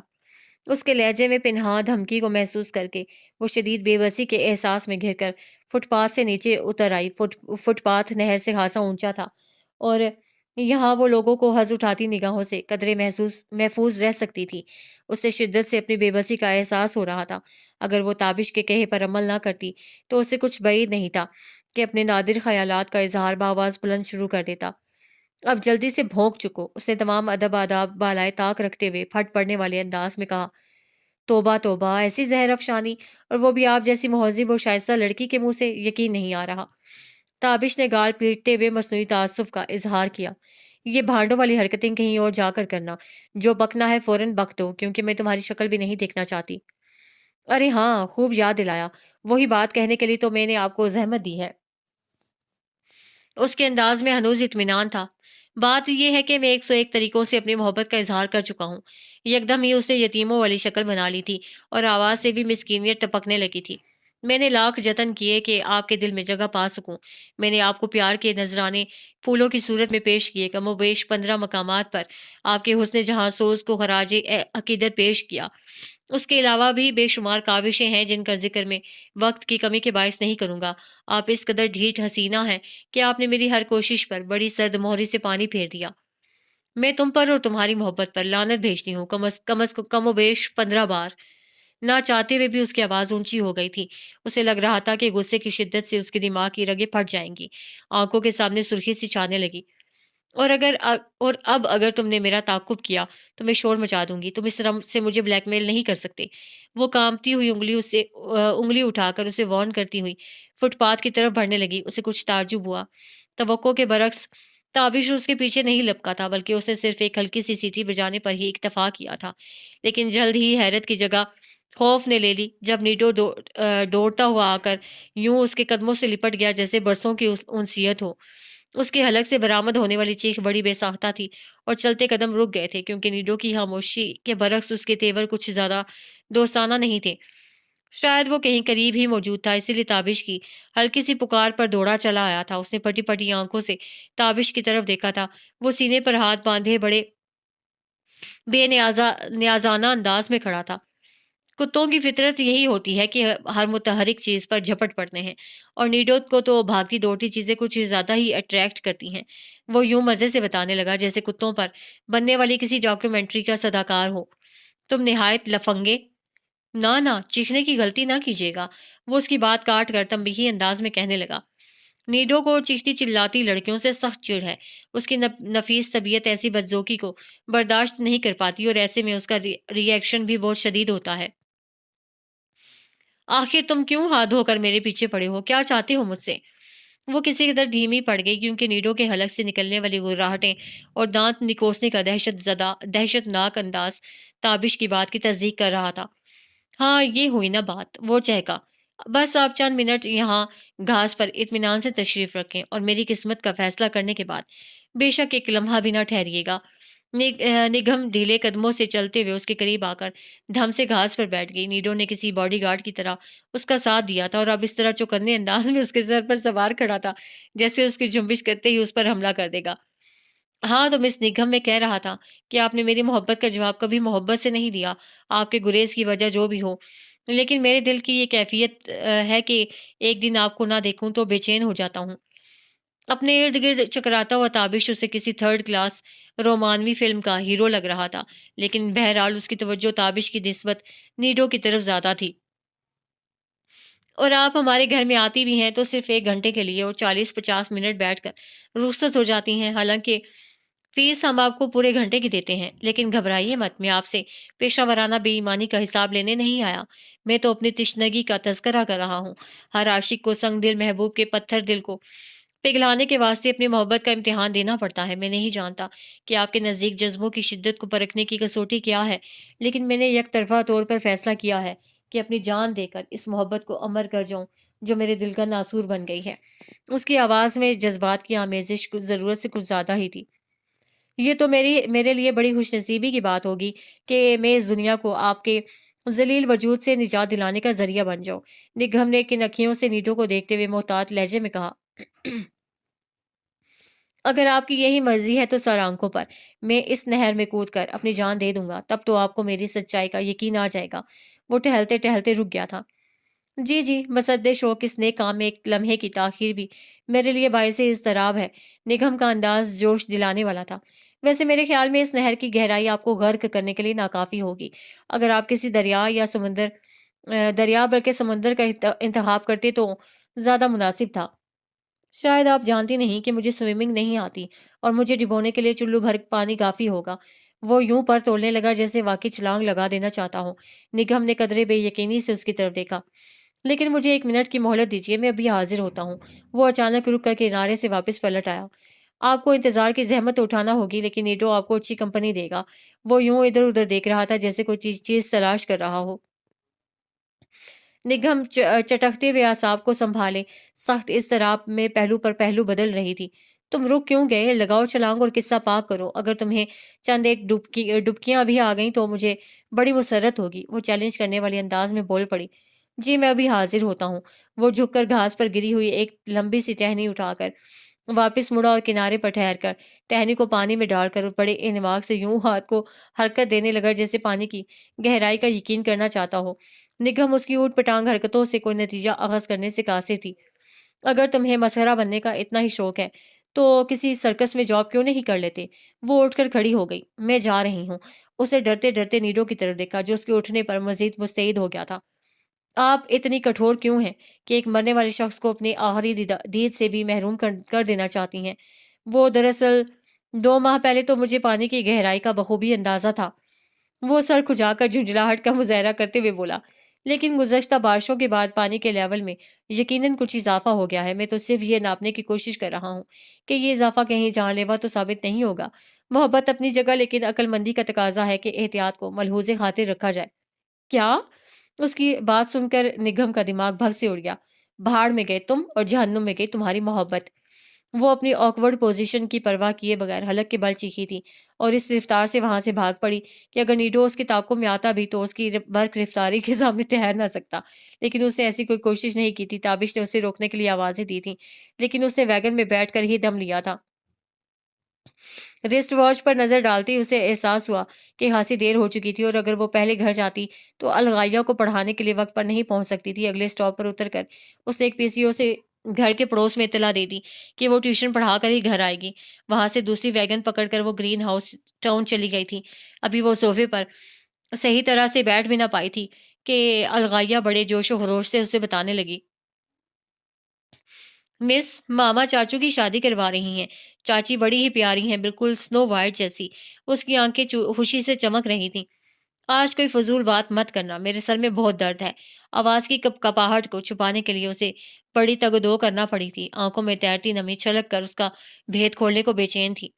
الغائیہ اس کے گھرکنے پر کچھ دیر تو خاموشی سے بیٹھی ہوم ورک کرتی رہی، لیکن پھر اس کا فطری اضطراب اود کر آیا۔ مس، یہ طلیسم کدہ کیا ہوتا ہے؟ مس، یہ طلیسم کدو کیا ہوتا ہے؟ کیا اسے بھی حلوہ کدو کی طرح پکا کر کھاتے ہیں؟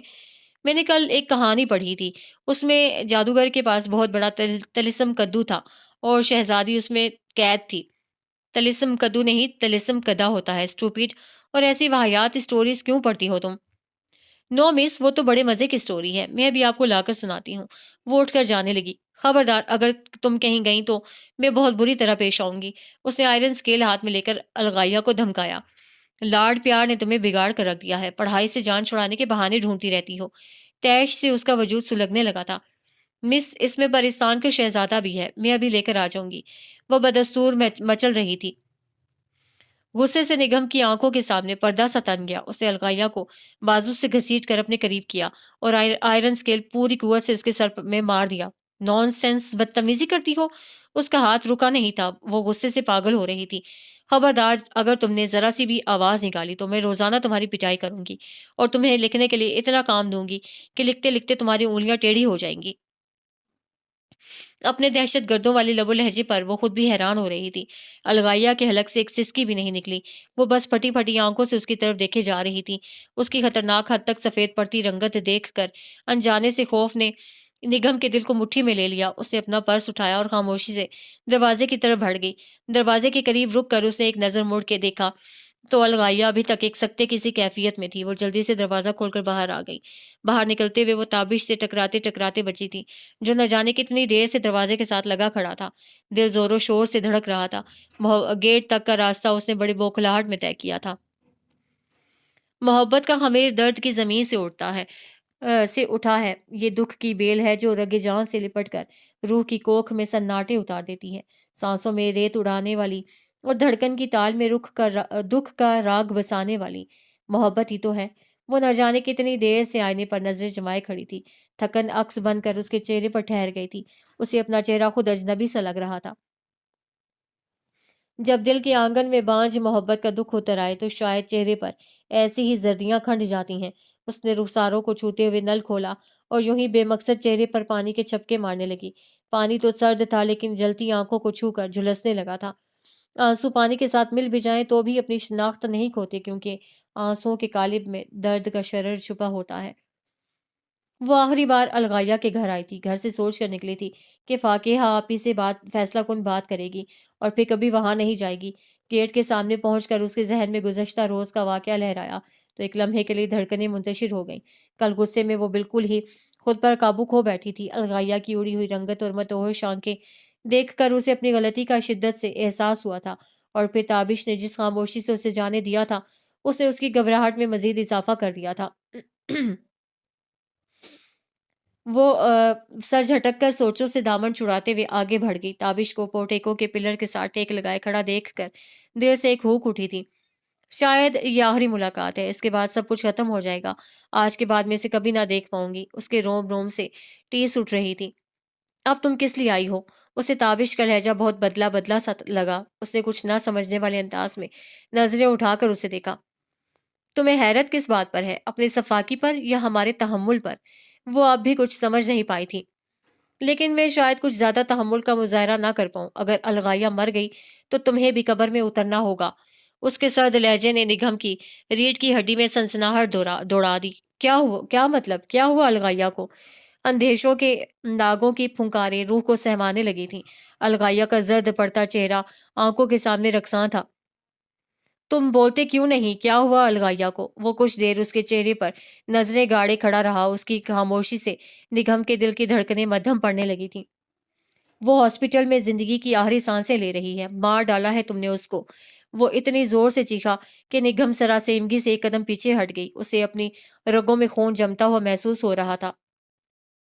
کیا؟ اس کے حلق سے خرخراہٹ برآمد ہوئی تھی۔ جس بچی کو نے کبھی ڈانٹ نہیں سنی، تم نے اس پر اتنا بہیمانہ تشدد کیا کہ وہ موت کی وادی کے کنارے پہنچ گئی، اور اگر تم یہ سمجھ رہی ہو کہ اس معصوم کی جان لینے کے بعد تم زندہ رہ سکو گی تو یہ تمہاری بھول ہے۔ یہ سب جھوٹ ہے، میں خود اندر جا کر دیکھوں گی، تم یقیناً مذاق کر رہی ہو۔ اسے خود اپنی آواز بہت کھوکھلی لگی تھی۔ ہاں جاؤ، ضرور دیکھو، جس گھر کو تم نے قبرستان بنا ڈالا ہے وہاں اپنی فتح کا جشن مناؤ۔ نگم نے دیوار کا سہارا لے لیا کیونکہ بے جان ٹانگیں جسم کا بوجھ سہارنے کے قابل نہیں رہی تھی۔ عامر نے مجھے بتایا تھا کہ تم اسے اور زینی کو بھی وحشیوں کی طرح پیٹتی ہو۔ کاش میں اس وقت ہی سمجھ جاتا کہ تمہارے ذہن میں کوئی گتھی ہے، کوئی ایسی نفسیاتی الجھن ہے جو بعض اوقات تمہیں انسانیت کی قدریں بھلا دیتی ہے اور تمہیں تشدد پر اکساتی ہے۔ تم اپنے اندر کی تلخیوں کا حساب ان سے لیتی ہو جو کمزور ہیں، جو پلٹ کر تمہارا ہاتھ نہیں روک سکتے۔ بچے تو فرشتے ہوتے ہیں صرف پیار کیے جانے کے لیے، اور تم ایسی شکی القلب ہو، اور میرے خدا میں تصور بھی نہیں کر سکتا تھا۔ تمہاری ظاہری تب و تاب نے تمہیں ہر خامی کو میری نظروں سے اوجھل کر دیا تھا۔ کاش تمہارا یہ روپ میں پہلے دیکھ لیتا تو آج الغائیہ یوں بستر مرگ پر موت کی منتظر نہ ہوتی۔ الفاظ نشتروں کی صورت ایک ایک رگ میں پیوست ہو رہے تھے۔ اس کی یہ کون سی صورت اسے دکھائی جا رہی تھی کہ اسے خود سے گھن آنے لگی تھی۔ وہ اب کبھی اس دنیا کو نہیں دیکھنا چاہتی تھی۔ اس نے سختی سے آنکھیں میچ لی۔ تو مجھے ہاسپٹل لے چلو، میں اسے دیکھنا چاہتی ہوں۔ وہ کل سے بے ہوش ہے۔ ڈاکٹرز کے مطابق سر پر لگائے جانے والی ضربات جان لیوا ثابت ہو سکتی ہیں۔ وہ صرف چند لمحوں کے لیے ہوش میں آئی تھی اور جیسے ہی تمہارا نام لیا گیا وہ چیخنے لگی، خوف سے اس پر تھر تھری طاری ہو گئی۔ ویسے بھی اگر تم وہاں چلی گئیں تو بھیا اور بھابھی تمہارا گلا گھونٹ دیں گے۔ وہ تو تمہارے خلاف FIR درج کروا دینا چاہتے تھے، لیکن میں نے انہیں ایسا کرنے سے روک دیا۔ کیا کروں، مجبور ہوں نا، مجھے تم سے محبت جو ہے۔ وہ اس کی جانب بے یقینی سے دیکھنے لگی۔ وہ رخ پھیرے کھڑا تھا۔ تابش، مجھے بچا لو، میرا سانس بند ہو رہا ہے۔ وہ بلکتے ہوئے زمین پر بیٹھ گئی۔ میں نے کچھ نہیں کیا، میں نے اسے مارنا نہیں چاہا تھا، میں تو سسکتے ہوئے لفظ لرزتے لبوں پر دم توڑ رہے تھے۔ حلق میں آنسوؤں کے پھندے کے باعث اس سے بات مکمل نہ ہو سکی تھی۔ اگر تم مجھ سے کسی ہمدردی کی توقع کر رہی ہو تو میں تمہیں کسی خوش فہمی میں نہیں رکھنا چاہتا۔ اگر وہ زندگی کی بازی ہار گئی تو میں اپنی محبت کے باوجود تمہیں پھانسی کے پھندے پر جھولتا دیکھنا چاہوں گا۔ اس کا لہجہ اتنا برفیلا تھا کہ نگم کو جھرجھری آ گئی۔ یہ سب تمہاری وجہ سے ہوا ہے۔ وہ چہرے پر ہاتھ رکھے ہچکیوں کے درمیان بولی تھی۔ میری وجہ سے؟ ہاں، تمہاری وجہ سے۔ اگر تم مجھے اتنی اذیت نہ دیتے تو میں اس پر ہاتھ نہ اٹھاتی۔ تمہاری بے حسی نے مجھے مجبور کر دیا تھا۔ اگر تم مجھ سے محبت کے 2 بھیگے بول کہہ دیتے تو میری جلتی روح یوں چنگاریاں نہ اڑاتی۔ وہ پھولی سانسوں کے درمیان بمشکل بول رہی تھی۔ تمہارے دیے ہوئے نارسائی کے زخم ہی میرے بدن پر آبلے بن کر پھوٹے ہیں، لیکن میں تم سے رحم کی بھیک نہیں مانگوں گی۔ جو انسان محبت نہ کر سکتا ہو وہ کسی پر مہربانی کیا کرے گا؟ تم میرے خلاف FIR کٹوا کر مجھے جیل کی سلاخوں کے پیچھے دھکیل دو۔ وہ محبت جو میں نے تم سے کی ہے اس کی سزا تو ملنی ہی چاہیے مجھے۔ اس کا گلا سوکھنے لگا تھا اور آواز پھٹ سی گئی تھی۔ اس نے برستی آنکھوں پر ہاتھ رکھ کر چہرہ گھٹنوں پر جھکا لیا۔ FIR تو ضرور کٹے گی اور جیل میں بھی بھجوایا جائے گا، بس ذرا تازہ ترین اطلاع کا انتظار ہے۔ جیسے ہی بچی نے آخری سانس لی یہ سب کام کر لیے جائیں گے۔ اس کے بدلے ہوئے لہجے نے نگم کو چونکا دیا۔ اس نے آنسوؤں سے بھیگا چہرہ اٹھا کر بے یقینی سے اس کی طرف دیکھا۔ وہ بدستور رخ موڑے ہوئے تھا۔ تم جھوٹ بول رہے ہو، یہ سب بکواس ہے۔ اگر الغائیہ اتنی بیمار ہوتی تو تم گھر پر کیوں موجود ہوتے؟ تم بھی سب کے ساتھ ہاسپٹل میں ہوتے۔ اس کے حواس شاید اب کچھ کام کرنے لگے تھے، ورنہ اب تک یہ بات اس کے ذہن میں نہیں آئی تھی۔ میں تو اس لیے یہاں موجود ہوں تاکہ تمہیں فرار ہونے سے روک سکوں۔ اگر مجرم ہی غائب ہو جائے تو قانونی کارروائی کا کیا فائدہ؟ ابھی وہ بول ہی رہا تھا کہ الغائیہ ڈرائنگ روم کا دروازہ دھکیلتی ہوئی باہر آ گئی۔ اسے دیکھ کر نگم ایک جھٹکے سے اٹھ کر کھڑی ہو گئی تھی۔ تم یہاں کیوں آئی ہو؟ تمہاری حالت بہت نازک ہے، چلنا پھرنا خطرے سے خالی نہیں۔ چلو جا کر بستر پر لیٹ جاؤ۔ تابش بوکھلا کر جلدی جلدی اسے واپس بھیجنے کی کوشش کرنے لگا۔ میں تو بتانے آئی ہوں کہ یہ چاچی بہت گندی ہیں۔ وہ ناک سے کوڑ کر بت کی طرح استادہ نگم کی طرف اشارہ کر کے بولی۔ انہوں نے مجھے بہت مارا ہے، میرے سر میں گول مول لیمن اگایا ہے۔ وہ آنکھوں میں آنسو بھر کر اپنا سر ٹٹولنے لگی۔ ہم اچھی والی چاچی لے کر آئیں گے جو نہ مارے اور نہ ڈانٹے۔ تم اندر جاؤ، میں کل تمہیں چاچیوں کی منڈی لے کر جاؤں گا، وہاں سے اپنی پسند کی چاچی لے لینا۔ میں ذرا اس چاچی کو چپ کروا دوں۔ دیکھو میں نے کتنی پٹائی کی ہے اس کی، رو رو کر بیچاری کی شکل ناقابل شناخت ہو گئی ہے۔ تابش نے الغائیہ کو اندر دھکیل کر دروازہ بند کر دیا اور پلٹ کر تیز قدموں سے چلتا ہوا نگم کے قریب آ گیا، جو اب تک کسی مجسمے کی طرح ساکت و صامت کھڑی تھی۔ تابش کے پاس آنے پر بھی اس کی پلکوں میں جنبش نہ ہوئی تھی۔ اس سے پہلے کہ تم فرار ہو جاؤ میں تمہیں ہتکڑیاں پہنا دینا چاہتا ہوں۔ اس کے چہرے پر مسکراہٹ اور آنکھوں میں شرارت رقصاں تھی۔ اس نے جلدی سے ٹیبل سے پھولوں کے گجرے اٹھائے اور نگم کی کلائیوں میں پہنا دیے۔ اس کے وجود میں اب بھی کوئی حرکت نہیں ہوئی تھی اور آنکھیں جیسے کسی غیر مرئی نقطے پر جمی ہوئی تھیں۔ بھیا اور بھابھی تمہارے گھر پر تمہاری شکایت درج کروانے گئے ہیں، ہو سکتا ہے اب تک تمہیں سزا بھی سنائی جا چکی ہو۔ وہ اتنے قریب آ کر سرگوشی میں بولا تھا کہ نگم نے اس کے سلگتے سانسوں کی حدت اپنے چہرے پر محسوس کی۔ تمہیں جس جیل میں رکھا جائے گا اس کا جیلر بڑا رومان پسند ہے، اس سے بچ کر رہنا۔ تابش نے اس کا یک ہاتھ تھام کر اپنے جھلستے ہونٹوں کا لمس دینا چاہا تھا کہ اس نے بھبک کر اپنا ہاتھ چھڑا لیا اور کلائیوں میں سے گجروں کو نوچ کر پھینک دیا۔ اس کے یوں بھڑکنے پر تابش کے چہرے پر ایک رنگ آ کر گزر گیا۔ کیا ہوا؟ کیا ہتھکڑیوں کا بوجھ بہت زیادہ تھا؟ اس نے ناگواری کو چھپاتے ہوئے گفتگی کا مظاہرہ کیا۔ مجھ جیسی قابل نفرت لڑکی کے ساتھ کوئی رشتہ جوڑ کر تم اپنی زندگی کیوں برباد کرنا چاہتے ہو؟ میں تو نفسیاتی مریضہ ہوں، میری شخصیت میں نفسیاتی کجیاں ہیں، مجھے تو پاگل خانے یا کسی سائیکیٹرسٹ کے کلینک میں ہونا چاہیے۔ تم جیسے نارمل صحت مند رویوں کے مالک انسانوں کو مجھ سے دور ہی رہنا چاہیے۔ وہ چہرے پر تنفر لیے بڑی درستگی سے کہہ رہی تھی۔ وہ تو محض ایک مذاق تھا، میں تو تمہیں یہ سمجھانے کی کوشش کر رہا تھا کہ غصے میں آپے سے باہر ہو جانا بعض اوقات سنگین واقعات کو جنم دیتا ہے اور تم اپنی شخصیت کی اس کمزوری پر قابو پانے کی کوشش کرو۔ اس آکورڈ سچویشن نے تابش پر گھبراہٹ طاری کر دی تھی۔ اب ہمارے والا معاملہ ہی لے لو، میں کل سے الغائیہ کو بہلا رہا ہوں کہ کہیں وہ اس واقعے کا ذکر بھابھی سے نہ کر دے۔ اکلوتی ہونے کی وجہ سے وہ بھابھی اور بھیا کی اس قدر لاڈلی ہے کہ اس سے کبھی اونچی آواز میں بات بھی نہیں کی جاتی۔ اگر وہ بھابھی سے کہہ دیتی کہ تم نے اسے مارا ہے تو انہیں بہت برا لگتا اور پھر شاید ہماری شادی کا مسئلہ بھی کھٹائی میں پڑ جاتا۔ تم نہیں جانتی، ان کے لیے الغائیہ ہر چیز سے زیادہ اہم ہے۔ وہ دھیمے لہجے میں بات کرتے ہوئے بگڑی ہوئی صورتحال کو سنبھالنے کی کوشش کر رہا تھا، لیکن نگم کے تاثرات میں کوئی تبدیلی نہیں ہوئی تھی۔ اس کی آنکھوں میں بدستور نفرت کی آگ ہلکورے لے رہی تھی۔ تمہیں تو نفسیاتی معالج ہونا چاہیے۔ کس شاندار طریقے سے تم روحانی بیماریوں کا علاج کرتے ہو، لیکن شاید خود تمہیں بھی علاج کی ضرورت ہے۔ میری بیمار روح کے سڑے ہوئے زخم تو تم نے دیکھ لیے، لیکن اپنی ذات پر دمکتے ہوئے بے حسی کے داغ یقیناً تمہاری نگاہوں میں کھٹکتے نہیں ہوں گے۔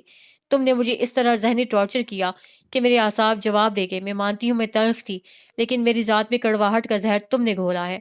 تم مجھے ایک بے جان چیز کی طرح ٹریٹ کرتے رہے۔ تم نے مجھے مذاق کے نام پر اتنی اذیت دی کہ میری نس نس میں درد سما گیا، اور آج تم نے کیا کیا یہ بھی تمہارے لیے مذاق ہوگا، ایک بے ضرر مذاق جس کے نتیجے میں شاید میری سانسیں رک جاتی۔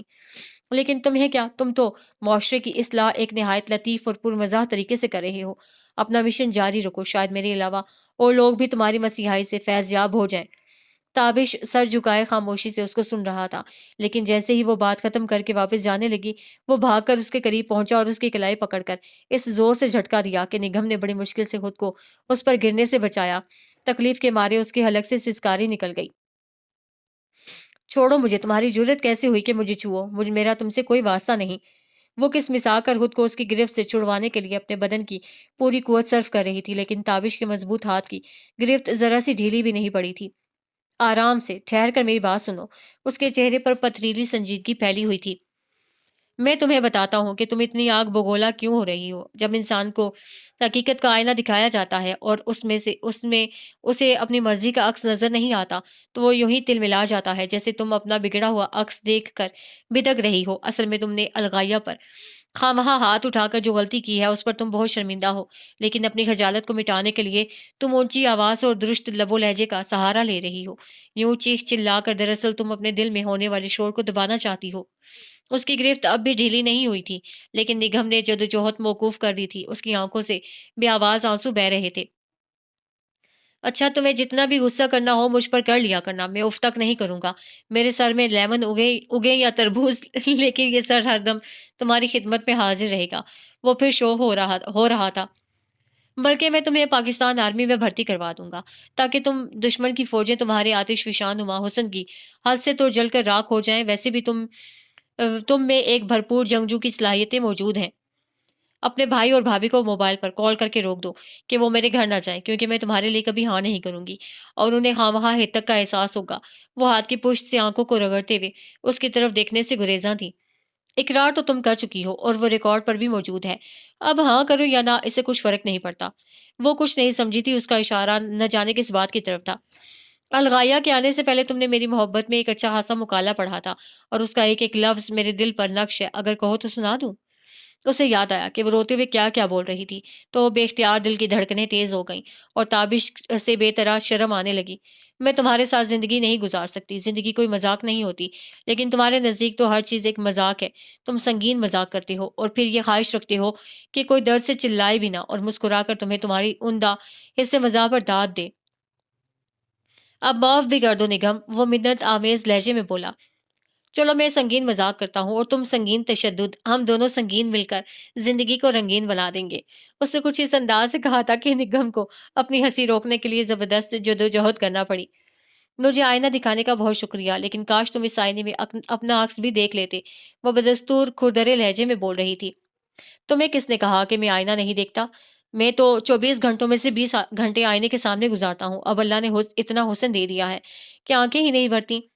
میرا ہاتھ چھوڑ دو پلیز، مجھے درد ہو رہا ہے۔ اس نے پھر سے کلائی چھڑوانے کی کوشش کی۔ ایسے تمہیں نہیں جانے دوں گا جب تک تم مجھے گارنٹی نہ دو کہ تم کوئی گڑبڑ نہیں کرو گی۔ تم یہاں سے نہیں جا سکتی۔ اس نے ہاتھ کی گرفت مزید سخت کرتے ہوئے نگم کو ذرا سا اپنی طرف کھینچ لیا، اور اگر جلد ہی تم نے حسب منشا جواب نہ دیا تو میں اپنی گرفت کا دائرہ کار بڑھاتا چلا جاؤں گا۔ وہ بازو پھیلاتے ہوئے اس کی طرف جھکا۔ اس کے ارادے بھانپ کر وہ سرخ پڑ کر سمٹنے لگی۔ پلیز مجھے جانے دو۔ اس کے قرب کی آنچ سے نگہم کے دل کی دھڑکنیں پگھلنے لگی تھیں اور جسم کا سارا خون جیسے چہرے پر سمٹ آیا تھا۔ جلدی سے ہاں کہہ دو ورنہ اب میں ایک رنگین مذاق کرنے لگا ہوں۔ تابش نے بازو نگہم کے گرد لپیٹتے ہوئے اس کی آنکھوں میں جھانک کر کہا۔ اس کی بولتی آنکھوں کے اشارے نگہم کے حواس مختل کر رہے تھے۔ ہاں ٹھیک ہے، میں اسے آنکھیں بند کر کے جلدی سے کہنا شروع کیا لیکن اٹک گئی۔ اگر تم نے میرا ہاتھ نہ چھوڑا تو میں تمہارے ہاتھ پر کاٹ کھاؤں گی۔ اس نے اچانک ہی پینترا بدلا تھا۔ تمہاری سوئی ہوئی خونخوار جبلت پھر سے جاگ گئی۔ تابش نے خوفزدہ ہونے کی اداکاری کرتے ہوئے اس کا ہاتھ چھوڑ دیا۔ اس کی گرفت سے آزاد ہوتے ہی نگہم سرپٹ گیٹ کی جانب دوڑ پڑی۔ میں نکاح کے وقت انکار کر دوں گی، پھر تم بال نوچتے رہنا۔ وہ ایک لمحے کے لیے گیٹ کے قریب رکی۔ تم فکر نہ کرو، میں نیڈو کو ساتھ لے کر آؤں گا، وہ خود ہی تم سے دستخط کروا لے گا۔ تابش نے وہیں سے ہانک لگائی۔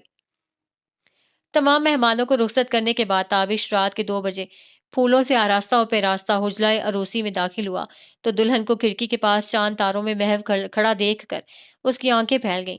شاید نگہم کو اس کے اندر آنے کی خبر نہ ہوئی تھی۔ وہ دبے قدموں سے چلتا ہوا اس کے عقب میں پہنچا اور دھیرے سے اس کے شانوں پر ہاتھ رکھ دیے۔ بہت ہی بے شرم دلہن ہو، ابھی رسمیں باقی ہیں اور تم ادھر سے ادھر ٹہلتی پھر رہی ہو۔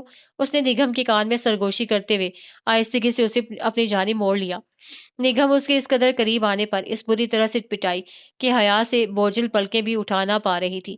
پورا وجود دل بند کر دھڑکنے لگا تھا۔ تابش کی پرشوق والہانہ نگاہیں اس کے ایک ایک نقش کو کھوج رہی تھیں۔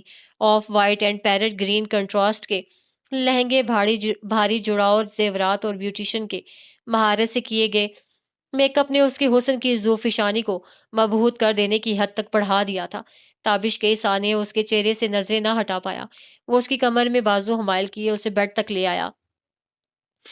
چلو یہاں آرام سے بیٹھو، مشرقی دلہنوں کی طرح گردن جھکا کر وہ لہجے میں تحکم پیدا کرتے ہوئے بولا۔ ارے کہیں تم کھڑکی کے راستے فرار تو نہیں ہو رہی تھیں؟ شکر ہے میں وقت پر پہنچ گیا، ورنہ میں تو کسی کو منہ دکھانے کے قابل نہیں رہتا۔ نگہم خاموش بیٹھی ہونٹوں میں مسکاتی اس کی لن ترانیوں کو سن رہی تھی۔ ہاں یاد آیا، ابھی ایک رسم باقی ہے، گود بٹھائی تو ہو ہی نہیں پائی۔ تابش میں بہت تھک گئی ہوں۔ اسے زبان کھولنا پڑی کیونکہ صبح سے اکڑے اکڑے بیٹھ کر اسے اپنے پٹھوں میں کھچاؤ محسوس ہو رہا تھا۔ اور گود بٹھائی کیسی؟ میرا تو کوئی دیور ہی نہیں ہے، اور اگر تمہاری مراد انوار بھائی سے ہے تو میری گود ان کے لیے ناکافی ہوگی۔ اس نے انوار بھائی کے موٹاپے کی طرف اشارہ کیا تھا۔ ہائے، تابش نے آنکھیں پھیلائیں۔ کیا دلہنیں ایسے ہی پٹر پٹر بولا کرتی ہیں جیسے تم بول رہی ہو؟ خاموش بیٹھو، تمہیں اس سے کوئی غرض نہیں ہونی چاہیے کہ گود بٹھائی کے لیے کس کا انتخاب کیا گیا ہے۔ وہ اٹھ کر تابش کی طرف دروازے کی طرف بڑھا۔ نگہم حیران ہو رہی تھی کہ سب مہمانوں کے چلے جانے کے بعد تابش کو کیا سوجی تھی کہ گود بٹھائی کرنے چلا ہے۔ جب وہ کچھ دیر بعد نیڈو کو ساتھ لیے اندر داخل ہوا تو نگہم کی آنکھیں پھیل گئیں۔ چلو بھائی، آنٹی کی گود میں بیٹھ جاؤ۔ تابش کے اشارہ کرنے پر نیڈو اچھل کر بیڈ پر چڑھ گیا تھا۔ نگہم سراسیمہ ہو کر تھوڑا سا پیچھے کو کھسک گئی۔ خبردار، اگر تم میرے قریب آئے تو مجھ سے برا کوئی نہیں ہوگا۔ اسے تکیا اٹھا کر نیڈو کو تنبیہ کی۔ اپنے انکل کے کندھوں پر چڑھو، انہی سے تمہارا زیادہ قریبی رشتہ ہے۔ نیڈو سہم کر بیڈ سے نیچے اترا اور تابش کی ٹانگوں سے لپٹ کر کھڑا ہو گیا۔ اب تو بڑی شرافت دکھائی ہے اس نے، ورنہ پہلے تو میرا خون خشک کر رکھا تھا۔ نگہم نے اس کی فرما برداری پر حیرت کا اظہار کیا۔ دراصل یہ صرف غیر شادی شدہ لڑکیوں پر غر آتا ہے، شادی شدہ خواتین سے تو اس کی جان جاتی ہے۔ چلو ٹھیک ہے، اب تم باہر جاؤ۔ دلہن تو تم نے دیکھ ہی لی ہے، گود بٹھائی نہ صحیح، کچھ اور رسمیں ابھی باقی ہیں جو صرف دلہا دلہن کو ادا کرنی ہوتی ہیں۔ وہ دروازہ کھول کر نیڈو کو باہر نکالنے لگا۔ نگہم اس کا اشارہ سمجھ کر اپنے آپ میں سمٹ گئی۔ دل جیسے کنپٹیوں میں دھڑکنے لگا تھا۔ اب ان رسموں سے تو آپ کو کوئی انکار نہیں؟ تابش نے اس کا ہاتھ تھام کر اپنے ہونٹوں کا نشان ثبت کرتے ہوئے بھیگے لہجے میں پوچھا تھا، اور اس شگفتہ لہجے کی کن من پھواروں نے اس کے تن من کو پیار کی برکھا میں بھگو دیا تھا۔ اس نے اپنے ہاتھ کو دیکھا، کسی کے نام کا ستارہ ریکھاؤں میں چمک رہا تھا۔ اس نے اپنی ہتھیلی چوم کر سرشاری سے آنکھیں موند لی۔ رنگ میں ڈوبی ہوئی رات بہکی چال چلتی دھیرے دھیرے سرکنے لگی۔